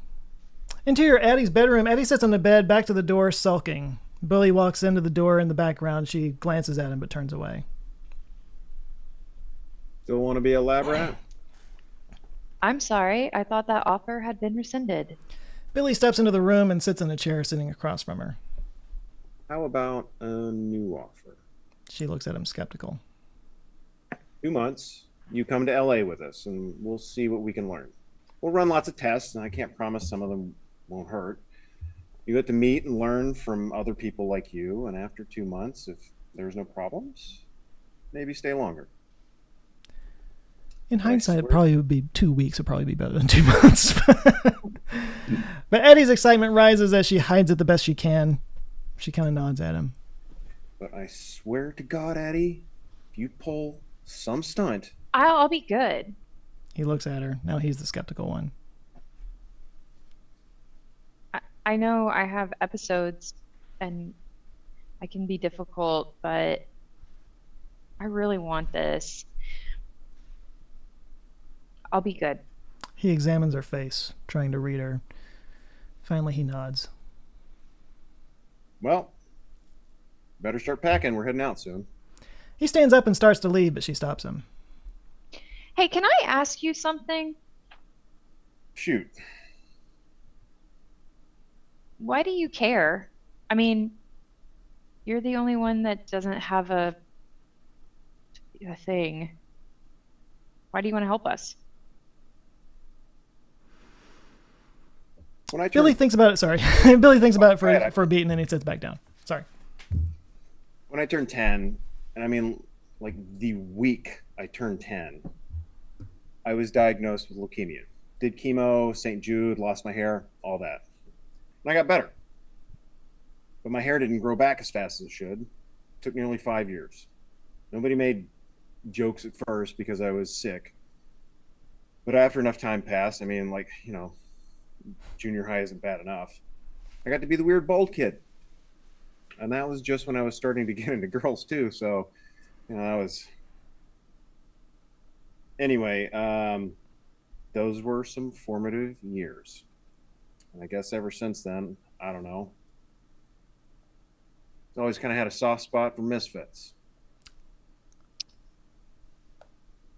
That might be a good team name. He kind of looks at her and smirks. Maybe someday you'll get to join it. Oh, I thought I just did. He gives her a knowing look and stands up. Not there yet. Get packing. He walks out of the room, and she finally lets out her excitement, yee, running to a closet and grabbing a suitcase. Another montage of clips as the team gets ready to depart. Jane's with the Kellers. She's making arrangements, getting information from them. Billy's with Johnny at his motorcycle. They're kind of joking around. They're getting along. Back at the picnic table, Gloria scrolls on her phone. Elle walks up behind her. Hey, you got a minute? I just wanted to show you something. Cut to the barn. Inside the barn, Gloria follows him in. He walks over to a circle of hay bales. Jasper mentioned, he mentioned this to me, and I just thought you might be interested. She looks into the circle of hay bales and sees a mama dog surrounded by puppies, golden retrievers. She gasps and coos at him. Oh, they're so cute. She can't help herself and she picks one up. Elle smiles. She cuddles it and smells its head. Ah, it smells like puppies. He did say that you could have one if you want. I know it's not Ike, but I figured. Oh, no, I couldn't deal with a puppy right now, but thank you. She kisses it on the head, sets it back down. That was really sweet. Thank you. She looks up at Elle. He still seems distraught. I'm really sorry, Gloria. Stop. Just stop. She gives him a hug. It's a good long one. Oh, We're gonna be okay. She smiles. He smiles back. Yes, ma'am. Wow. Get me away from these puppies before I change my mind. Okay. So we cut to Addie's bedroom. She's finishing up packing her bag. Just one item left that she wants to take. She digs it out of a small trunk. It's an old baby blanket from her mother. She folds it up and sets it neatly on the suitcase. It has butterflies on it. Because she stole the butterfly thing at the beginning, just in case anybody wasn't... Okay. Exterior of the Keller farm. They're all gathered around the table having various conversations when Addie walks out of the house carrying her suitcase. Johnny steps over and takes it from her. Hey, let me help you with that. Thanks. So, they say you can make electricity. Is that true? Sort of. Let's talk. Let's talk. Johnny steps away with the bag. Fran and Jasper walk up to her. Got everything you need, kiddo? Yeah.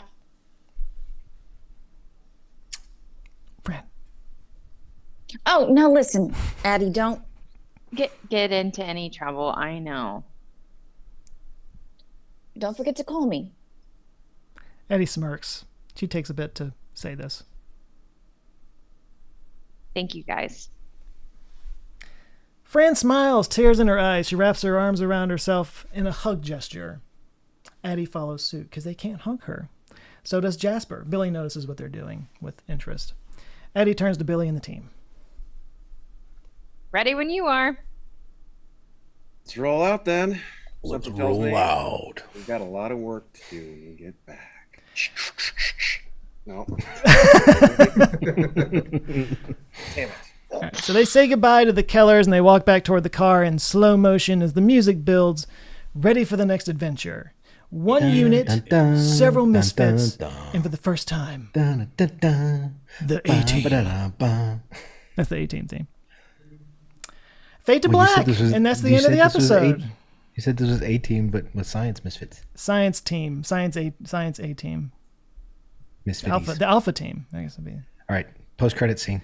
There is so it goes to the credits and there's music and the blah, and then there's a post or a mid-credit scene. We're doing some Marvel stuff here, I guess. Can I be a guy? Can I be a guy? Yeah, you can be a guy. I won't. I'll keep it clean. So we basically are in a bedroom. So the credits are rolling, and then we cut to a bedroom. It's dark. An alarm clock sounds. Sleeping guy in his mid-20s rolls over, searching for the snooze. He hits the alarm clock, but it keeps sounding. He hits it again, still beeping. Confused, he cracks his sleepy eyes open, and he hits it again, but then realizes that something's wrong. He looks closer. He's not hitting the alarm clock. It's a light fixture. He blinks and looks around. The bed is hard, like a board with a weird texture on it. Wait, this isn't the bed. He turns around and looks up. Above him on the ceiling is his bed. Only that's not the ceiling. That's the floor. He's on the ceiling. Damn. Just as he realizes this, he falls down onto the bed, boom, with a thud. He sits up, like trying to get his bearings. What the? Cut to black. Misfits. Misfits of Science. They're getting on the misfit. So future episodes, the next one, episode 2, would be they find a guy who can fly. But he's afraid of heights. So that's like one of the rules for this show is that every superpower has like an equal bad side. It's like a waiter who gets physically violently ill when he sees food. It's exactly like that. That was fun, Joe. That thing exactly. That was fun. Yay! And we kept the technical difficulties down to a bare minimum. Not me. Just lots of emotion. Just lots of emotional difficulties. That's all. Yeah. I get choked up. I promise I thought I'm gonna cry. That was so good to hear it out loud. So I mean, like, I'm not like trying to get compliments here, but I haven't. I actually, you guys have read it, and I have not heard your like response to it. So I mean, it's very Spielbergian. Hold up. You remember when you asked me, we were sitting at dinner, and you're like, "Hey, have you ever heard of a show called Misfits of Science?" And I, louder than I should have in a restaurant full of people, was like, "Fuck yes, I have." No, like I meant to say that earlier when I was introducing everybody, was that like I think literally like that day I had finished the script. Like I was like maybe I had like 2 scenes left or something like that. Like I was right on the verge of it.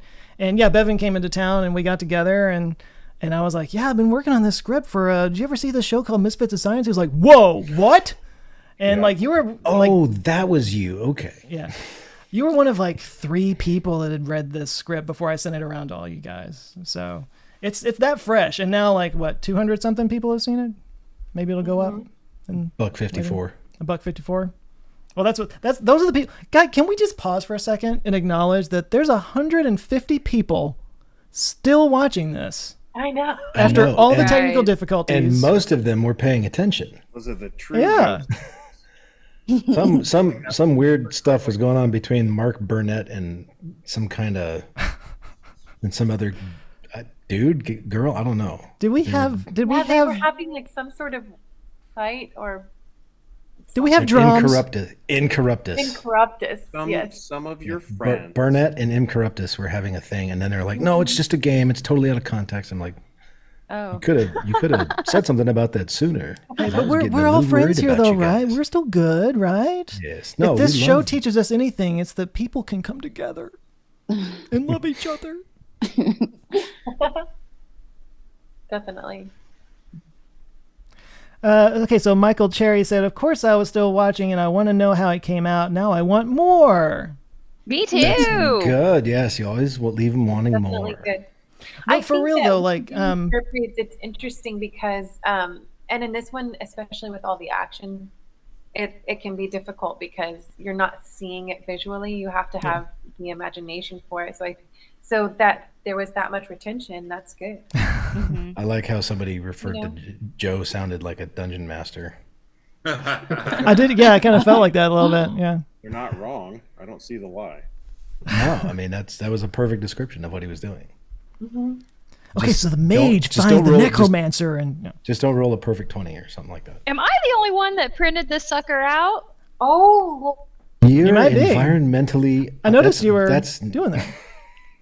I was going to, but I don't the trust my opportunity computer. I had was doing it at work, and that is bad corporate responsibility. No? After the way this has gone, I don't trust any computers. I don't trust any computers either. I'm going straight One's not analog from charging, now this on. one is No, freaking I did not trust my computer. I was like, I feel like it's. We'll shoot the next one on film, and then We'll just Did hand anybody draw have any every computer frame. Problems here today? Were there any? I wasn't aware. Sorry, what? Did anybody have any computer problems today? I wasn't even sure with that. Was there something? Did I miss something? Okay, I see what you did there. Yeah. Woo! My Siri kept on opening. I don't know what that was. I mean, in the middle of everything, it was like, "What do you like? What do you want?" And every time I That would was talk, weird. Yeah, that was weird. I restarted it and it was fine. No, mine was kicking me off like every 2 seconds, and the weird thing was everyone else froze, but I was still moving around. And Well, on your end, you were the one that was frozen. Mm-hmm. Oh, really? Like when just before you went out several times, you'd be like, Yeah, you would freeze for a second. Maybe Joe. right before your big emotional scene too. NBC, Oh yeah. NBC That happened twice. their box on you to stop you from Oh, yeah. doing it because they do not want this to be made. True. Well, I think they're making a mistake. I think this would be a lot of fun. Well, Wait, who does I'm a little biased. What? No, we're just It's a conspiracy. NBC owns the rights. Yeah. Yeah, NBC Careful. Universal owns the Yeah, rest of it. careful, or they'll send out the boss drone. I go downstairs and it's just like. When you do the reading, you do PG-13 stuff, huh? Pretty much, Joe. What's that? I hear heavy, crunchy, like electric guitar music coming off in the distance. It's it. Oh no, it's the boss drone. Gonna have a boss drone. Sorry, Kareem, what were you saying? I'm saying, are you ever thinking about making it a little edgier, gorier, or no? You just like to keep it PG-13. I'm just curious. I mean, it's supposed to be fairly lighthearted. I don't want to go too edgy with it or whatever. You know, it's still meant to be slash comedy slash sci-fi kind of thing. But if it's no, I'm not talking about. I'm talking about the next script reading that you're gonna do. You ever thought about just going so super slasher, gory? You can always do Totenberg. I don't. That's not my jam. But I just wonder if you ever thought about it. Yeah. So yeah, the one that Mark just mentioned, that's actually one that he and I kind of did together. It was your idea, and then I kind of sat down and wrote it with you. Yeah. It's a great script. I started to do it last year.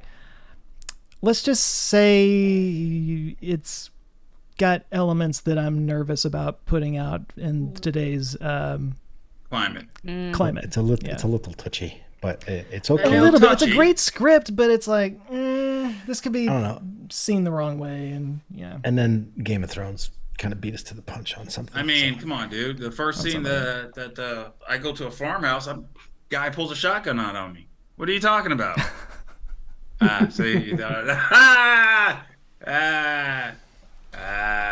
But you became friends.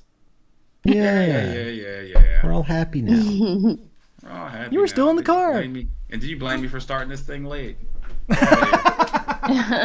Talk stereotype much, Joe? Stereotype That, you know much? what, that I'm wasn't busting your fair. balls. That was not fair of me to do that because Well, it was we had it lots was of problems. both of us, so I'll take some responsibility too. Well, for sure. the I was the irony first is you're one my IT guy basically, and so I was making jokes. yeah, I was making jokes. I am shocked that I didn't have any problems. I usually can't even figure out how to turn the computer on. I am shocked that I did have so many as well because I'm not an IT person, but I know a lot about computers because of things like this, and it's eluding me today. Dang, like Failure. 2 computers just messing my life. Yeah. Two different Failure is ones. The best learning tool. I know, I think it's time for a new laptop. and then I'll have 3. No, I have 3 computers that don't work. I do. I've got 2 MacBooks, a gaming laptop, and then this computer that I'm working on here, Mac Studio. To be fair, you can't see this, but Mark has 3 laps. Ooh, So- it's like he's like the male version of the girl from Total Recall. Okay. You said 3 laps. Well, maybe maybe I'm more like a Quado. Oh, that could be like the You're like the baby male in the version. Okay, all right. Yeah, but that would be like the regular version of Quado. Yeah, that's Yeah, no, you're the 3 laps. I like to see that one day, sir. Mm. And hey, if you're a big fan of dogs or cats, I mean, you got it made, brother. 3 laps. That's a happy house full of animals. All right, Joe. Quick question. Yeah. Not to be confused with your other channel. So obviously, with doing these things and these series of videos and all the other things, you have to have a little bit of a thick skin. How do you deal with the internets out there? I mean, because before we started, we talked about like no deprecating self-talk because it eats away and tells you that you're actually no good at anything. Right. Brain, thank you. So how do you I mean, you've been doing this for a while now. I'm just looking for tips. Well, it's different than, I guess, in real life, dealing with people in real life, because these That's are how sort you of like catch one nameless. No, sorry. Yeah. Well, exactly. What was it Mike Tyson said? Like, people have gotten way too comfortable saying things without getting punched for it or something like that. People have gotten way too comfortable for saying things without Yeah. getting punched by it. So Sounds a this good is impression. this is my answer for you, and I've given this answer before. It usually wasn't the angry, shitty comments that I would get that messed me up. It was the overly positive ones that would mess me up, because suddenly, like, I would get I would get comments from people that were like, watching your channel has changed my life, or I saw XYZ video and it just changed everything for me and all this, and then to me it became like, oh, all these videos have to like change somebody's life. It's not enough to just make a funny video. It had to be like this big important thing. And that really messed me up. And I guess the place that I came to was kind of like, what people comment on the videos is more a reflection of what's going on with them than me. And it's kind of none of my business what they think of me, because that's what they're bringing in. That's their own life stuff. And that's not my business, Right. And that means good or bad. Like, if people say good things, I have to kind of like temper it by being like, that's their journey. It's not mine, and it's just kind of like, and honestly, I think that's helped me out in the world as well. Cause I've sort of adopted that attitude in a lot of ways in my life. Cause it's just kind of like, other people's problems aren't my problem, and I'm just here to just love people and as much as I can. And You are not take it in. responsible for the emotional well-being of other people. It's a delicate balance, because like I said, it goes both ways. I have to kind of like temper the good ones as well. But early on in the very first days of you start launching your channels, you just saw the vitriol coming for no reason, and you were like, how does anybody get over this? Like, dude, it's the internet. Yeah. I was like, don't worry about it, bro. It's the internet. Yeah. And you've embraced that very well, and you've brushed it off. You became a duck's back. It's a survival mechanism. You have to, or you go nuts. Yeah, man, I remember those things. Yeah, It's but I gotta even back say to the though, Daily like, Epic. the comments and stuff that I get is nothing compared to some of the female YouTubers I know and what they deal with. I mean, Oh my God. I did temporarily, thankfully it passed, but I had a kind of a weird stalker situation at one point, and I reached out to like my little Slack channel where I'm in there with a bunch of other YouTubers, and it was kind of like all the female YouTubers were like, can they access your door? And they like had all these tips and stuff, and they're just like, this is like Tuesday for me, dude. I was like, oh my God, you know, that changed my perspective a little bit, but That's wild. it's just, it's the job, I guess, you know? Yeah. Yeah. I finally figured out what that, your, like the self-deprecating thoughts and then like the negative self-speak or whatever. It's your parasite. Oh, okay. This book I'm reading, the parasite.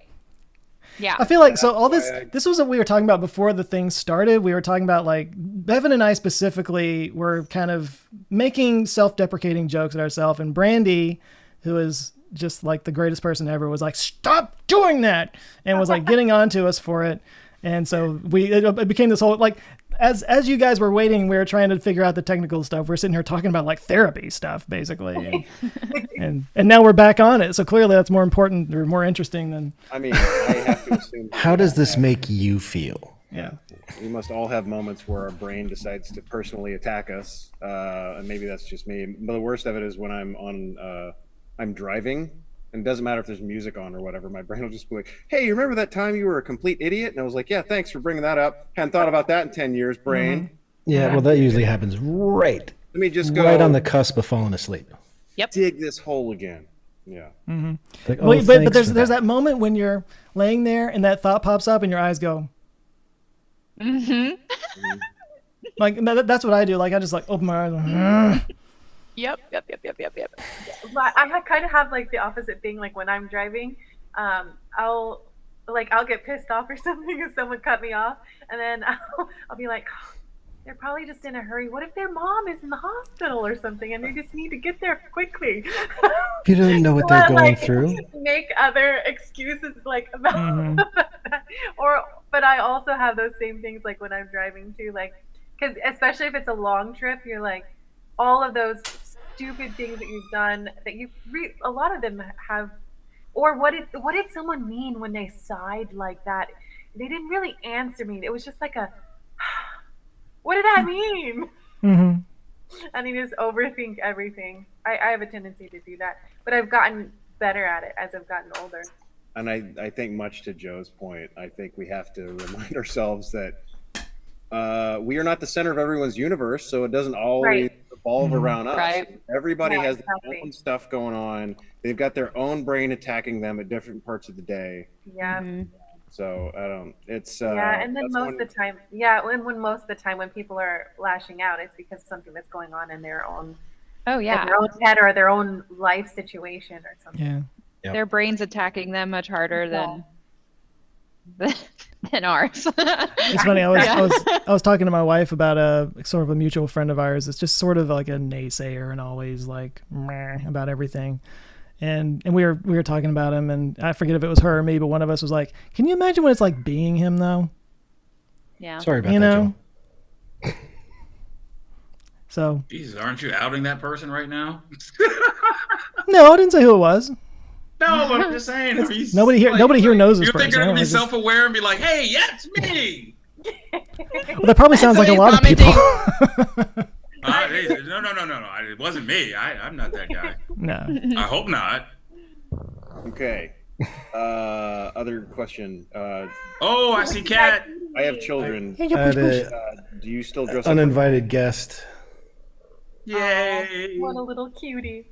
This is root beer. Root beer. Root beer. Since we're done reading, I can let these guys in. I heard them still sniffing at the door. Yeah, have at it. Yeah.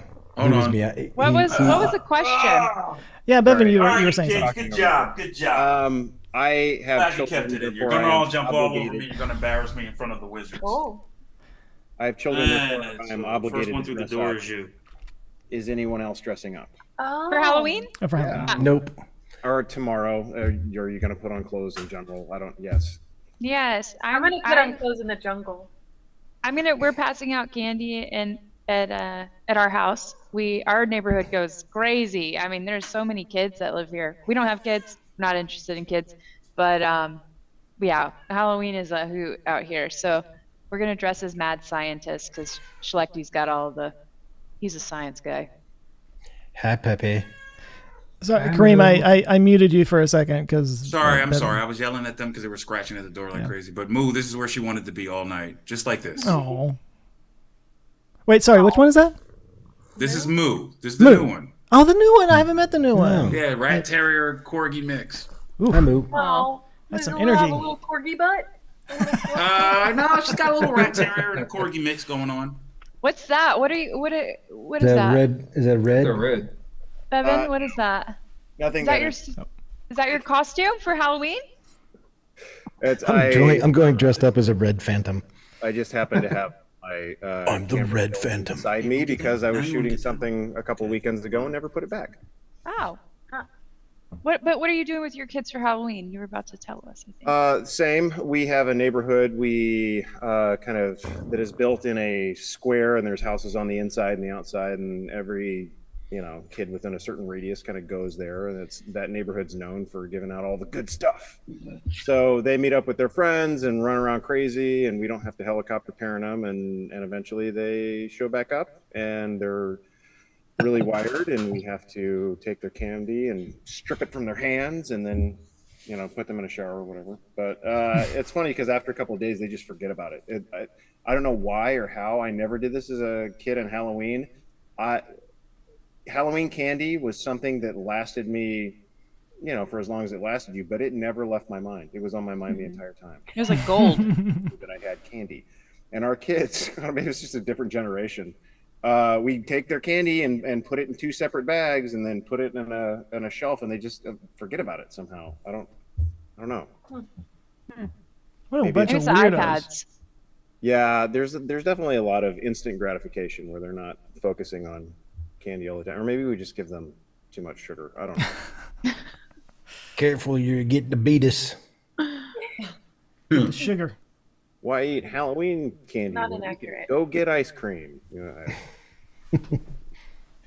We get slammed at Halloween. I mean, we've just done it one year. Last year we got slammed. We didn't get enough candy, and I thought that I had bought the whole damn store. So this year we're gonna get candy, and I'm gonna bake cookies and stuff too, because it goes fast. God.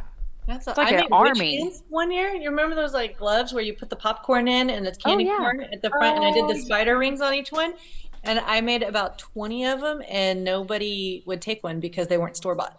Right. Well, my neighborhood's a little bit different. They pass a lot of You do live in baked goods Austin. around. I live in Austin. We're real cheerful. We're not going to poison anybody. I don't have time to be putting razor blades in anything, nor would I do it anyway. So. Yeah. And drugs are expensive. No one is giving your children drugs. I love that none of meme where us it's like, are please giving grow up. Any of the drugs away. Nobody's going to take their expensive drugs and give it to your stupid kids. No. Yeah, man, I paid good In money your for that. neighborhood, when they're a dime a dozen. Yeah, no. Not even melatonin to put them to sleep. Okay, right. They're just like I am going crashed to out. wrap up melatonin gummies and give it to children. Okay, Just so give what's us a everyone's Benadryl. favorite Halloween candy or candy? Oh. If I still ate candy, I'm a huge fan of Twix. You don't eat candy now? Oh, those are good. Nah, I've cut sugar out of my I don't diet. I don't eat a lot of candy either, but You know. I don't know what my Twix are good. favorite is. That's a good solid choice. Yeah, They're coming out with no sugar candies now though. So Do you Yeah, like but the that left other Twix stuff or the is right bad. Twix? it's still a sugar substitute. I mean, it's not it's Worse. sugar, but in a different form. Like it's still sweetener. Yeah. Yeah.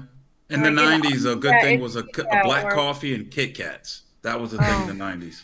I don't know if I you like guys dogs. ever. did you Kit dip Kat? the Kit Kat in the coffee? I did. Oh, that's like a Tim Tam. Oh, I know what my favorite candy is. I know what it is. I like old lady candy. I love those orange slices. Those gummy, like they're so. Oh, yeah. Oh, Oh, oh, yeah. I Pretty love good. them. I haven't had one in so long because candy's really bad for you. Yeah. But man, Have orange you had slices. those little those sugared? I don't know if it's honey or whatever, but they have them at Trader Joe's, and they're kind of like almost dehydrated, and they're It's like the crystallized tangerines, ginger. and they're sliced tangerines. Oh yeah, yeah. Oh, yeah. No, that sounds They're good. delicious. I'm gonna have to check that out. I was like, oh dang, that's really good. They have the You best probably remember snacks. Bit of Honey? The Bit of Honeys? Oh Those yeah. are Where your teeth fall off when you're eating it. yeah, like when you try to open your mouth after chewing into it, you feel like Yeah. your teeth being yanked out of your Yeah. skull. Dentists just give you that to extract teeth. It's just a. Yeah, right. Right. course, Oh, Chico sticks. I used to like Chico sticks. They were good. What are They were Chico good. sticks? It's like a peanut butter. It's like Yeah. it's like the inside of a Cheap churro. Kit Kat. Maybe like it's like that kind of, or it's like peanut buttery. Oh. It's like That if hard. they took I don't Elmer's think I've ever glue heard of and that. peanut butter dust and made a stick out of it. Yeah, like Butterfinger, but a Yeah. stick. Kind of butter, like the inside of a Butterfinger. Yeah. Yeah. Oh, okay. I feel like my go-to, it's also my movie candy if I'm gonna do that, which I hardly ever do because it costs $12. Sour Patch Kids. Oh, And I good. go Yeah. with, I go Oh, with yeah. that over chocolate most of the time. But if the best bite-sized chocolate candy bar in all of Halloween is 100 grand. And Oh, I was those just are about to really say the good. $100,000 bar. Yeah, Yeah. yeah, those are $100,000. really good. I like Baby Ruth. All right, Oh, we need I to don't kick her off the chat now. Oh, I know. sorry. Good, Wow. good. I Gross. also No. I like Almond Joys. Almond The Joys worst in was it. Milky Way. No, Three I Musketeers. used to eat Oh, I like the the. caramel in those. That's I like okay. the dark chocolate. Three Musketeers were just like Musketeers. foamy goo. It's Not the- Milky I Way. liked them. Milky Way was the okay. whippy stuff. The Three Musketeers. There was 3 stages to it. It was the same candy bar, but they added something on each Yeah, one. of them. every It single started with time. Musketeers, then went to Milky Way, and then went to Snickers. Yeah. Yeah. Wait, there's There you Almond go. Joy in there somewhere, right? Well, Almond not Joys are- not they're Almond Joy is a coconut. different Oh, thing. those are That's coconut. that's got Yeah, the you're right. coconut. Yeah. And I Yeah, used to I eat couldn't do it I used to now. eat the almonds. Okay, off so the Godfrey Almond Joys. Yeah, me mentioned too. Godfrey mentioned whatchamacallits. Paydays. I think that might have been my favorite actually. Whatchamacallits. Whatchamacallits, paydays. Does anybody like always- dots? Yeah. Oh, Eh, I remember not that so much. paper. I love those. I mean, they get all stuck up in your teeth, but they're Yeah. good. Remember I like Rolos, Whoppers. Yeah. Remember Whoppers? Rolos, Oh, Whoppers. Yeah. Milk Duds. Randy, what did you I'm a just say? Raisinette girl. And Oh, also- Raisinets. And Raisinets. no, I was God, confused where- Raisinets. a Pixie Stick where it's just plain sugar, like you're just eating sugar. Oh, out of a Pixie. stick. Oh, yeah. I never got into. Then I Oh, used to get the Oh, yeah, I used to eat really those. long ones and like have fights with them. do you remember those dip things? Like the Mhm. Dippin' Dots. Fun dips. Dippin' Dots. Fun Like dips. Dippin'. it was What are they no. called? Lick a Or stick. no, it was like a pure packets and you Yeah. lick it. Oh, with Yeah. the little white stick. And Yeah. you- Yeah. stick that was kind of like a Yeah. sweet tart, and then You you got a dip that in sugar sugar. stick, and then Yes. you just dipped it in more sugar. Jesus Christ. I love how it's can't like believe literally they fed just us back then. sugar. Just can't Could believe they- it. Could this have any more Nerds, sugar in what it? about Nerds or Pop Rocks too. Pop Rocks. Did any I of the remember guys the, ever get like a whole Everlasting- bag of Big League Chew and try to put it all in your mouth at once? I did. Yes. They come in buckets now. 100%. Yeah. No. And it was I like used it's to like go hanging out the zebra side, gum. and there's like slobber and I used And to eat you a also lot like of see the how big of zebra. a bubble you can get. yeah. Then You're there in was the big league. You're in the big league when you get Big League Chew. and they even came out with a chaw version of it where it was like a big old hunk of Oh like, yes, I chocolate or remember those, something. like where it was You- shredded. bite it off and you Yeah. chaw it. For the kids who didn't want the candy cigarette habit. Mm-hmm. Oh, I God. dip instead. Okay, guys, I Oh, need man. to eat something because Yeah. this girl's been hungry. Yeah, I'm starving. I'm gonna. I don't have think to call anybody was here to DoorDash now. watch us talk about candy, but I know. well, this was great, let me- Joe. Thanks again for inviting me. Thank Appreciate you guys. it. Hang on for just Let one Joe second. figure I'm it gonna out. just cut this off for everybody else, but everybody will watch. Seriously, if there's like 100-something people still watching this, this is 134. there's some, 134.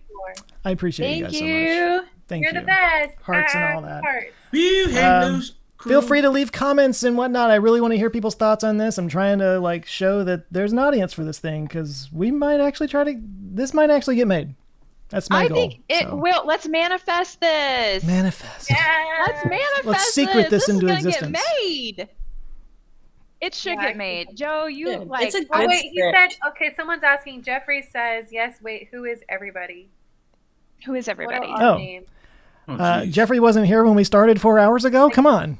Probably. We gotta reintroduce ourselves to Jeffrey. Well, Okay. introduce yourselves. Jeffrey Hi, Jeffrey. I'm Madison Laird, also known as Maddie. I'm an actor. I'm based in Austin, Texas, keeping it weird. I'm also a pot dealer.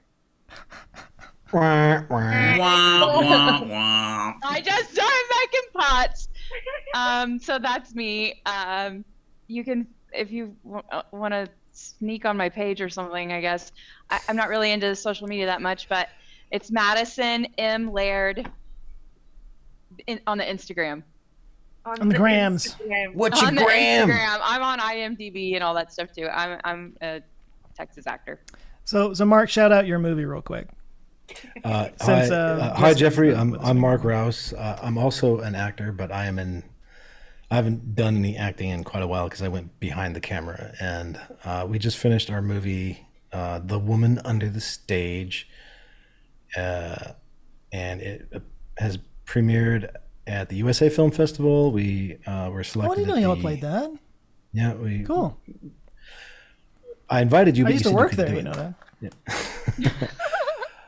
Yeah. And then we won some awards down at the Freak Show Horror Film Festival down in Orlando. Best actress, best actor, best we special jury prize for best picture. Yeah. The freaks and coming out at night. I do all the like post production and stuff. I literally did everything in post production on this movie. So, with the exception of, I don't know, some of the score. Amazing. Nice. Well, I'll do a quick roundabout. So we got Brandy Price, who has been in some of the Brandy. sketches that you have seen possibly, and is a kick-ass producer and actor. Yes. And friend and director, good person. all of it. We all love Brandy. Yeah, I'm doing the things, all the things. All the She things. does everything, and she keeps I it edit. interesting. I do all, like I really do most things. And acting. Probably like you, Mark, but you're probably better than me. No. Who's doing the ma'am. self-talk now? What is this? No, We've rubbed off on her. We've corrupted her. We're totally peers. 100% peer all the way across the board. So Rachel is down in the bottom right now. Yeah. Somewhere. She's on Rachel's there somewhere. been in at least one intro so far. She will be in more. She's kind of starting to join the team a little bit and contributing, and glad to have you here. Yeah. Hi. Oh, by the way, I'm a writer director out of Fort Worth, and art director, so handle lots of props and sets. But glad to be here now. Yeah. Awesome. Nick in the top left. You should know him. He edits all the videos and is like a major part of this channel. Has been for several years. Not and a enough good majors. friend. Bevan, right there, is from Russia, I believe. Is that what they were saying? Yeah, that was right. Yeah, Everyone okay. guessed it correctly. Mm-hmm. The California Republic of Russia. Stovi smished. He's a filmmaker, creative guy, video person, and old friend from film festivals way back. And someday we're going to make a movie together. Intermediate surfer. I'm okay as a dad. I don't know. I feel like You know, it just depends on what you care about. it honestly depends on what age. And I mean, there's so many. There's so many things to go through. Being a parent is hard. Thank your parents, all of you. I mean, not necessarily in this room, but anybody that's still watching. Or that has I guarantee you it was not easy to bring you into this world. Yeah.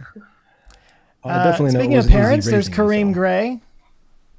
Right there. in the Kareem. Diagonal from me. Hey guys. This is his Voice third one of actor these. extraordinaire. My people. I can do a great Black Panther. See? Or I can do anything. You see? Oh wow. Or I can do a good Lando Calrissian. Get out of here, you pirate. Oh yeah, you said you were going to do that, and then you didn't. I thought he was going to do that. I didn't do it. I didn't want to do it. I just wanted to keep El real deep. I dabbled in the films. Mm-hmm. So, just not recently. I like Kids, film. they'll do that. But I've dabbled in the films world. I like lights. Well, I think let's bring this to a close because I'm kind of starving myself. So I'm so hungry. I had to mute myself because my stomach was growling so loud. All right. Well, everybody that's watching, whether you're watching it live or watching this later, I appreciate it. Share your thoughts in the comments, and maybe, just maybe, someday, if the stars cross and my fingers align, I think that's backwards, this might actually exist someday. But thank you guys so much, and Good thoughts. All everybody have a right. good Thank Halloween you, Joe. tomorrow. See you next year. Thank you Good night, all. guys. No, thank you.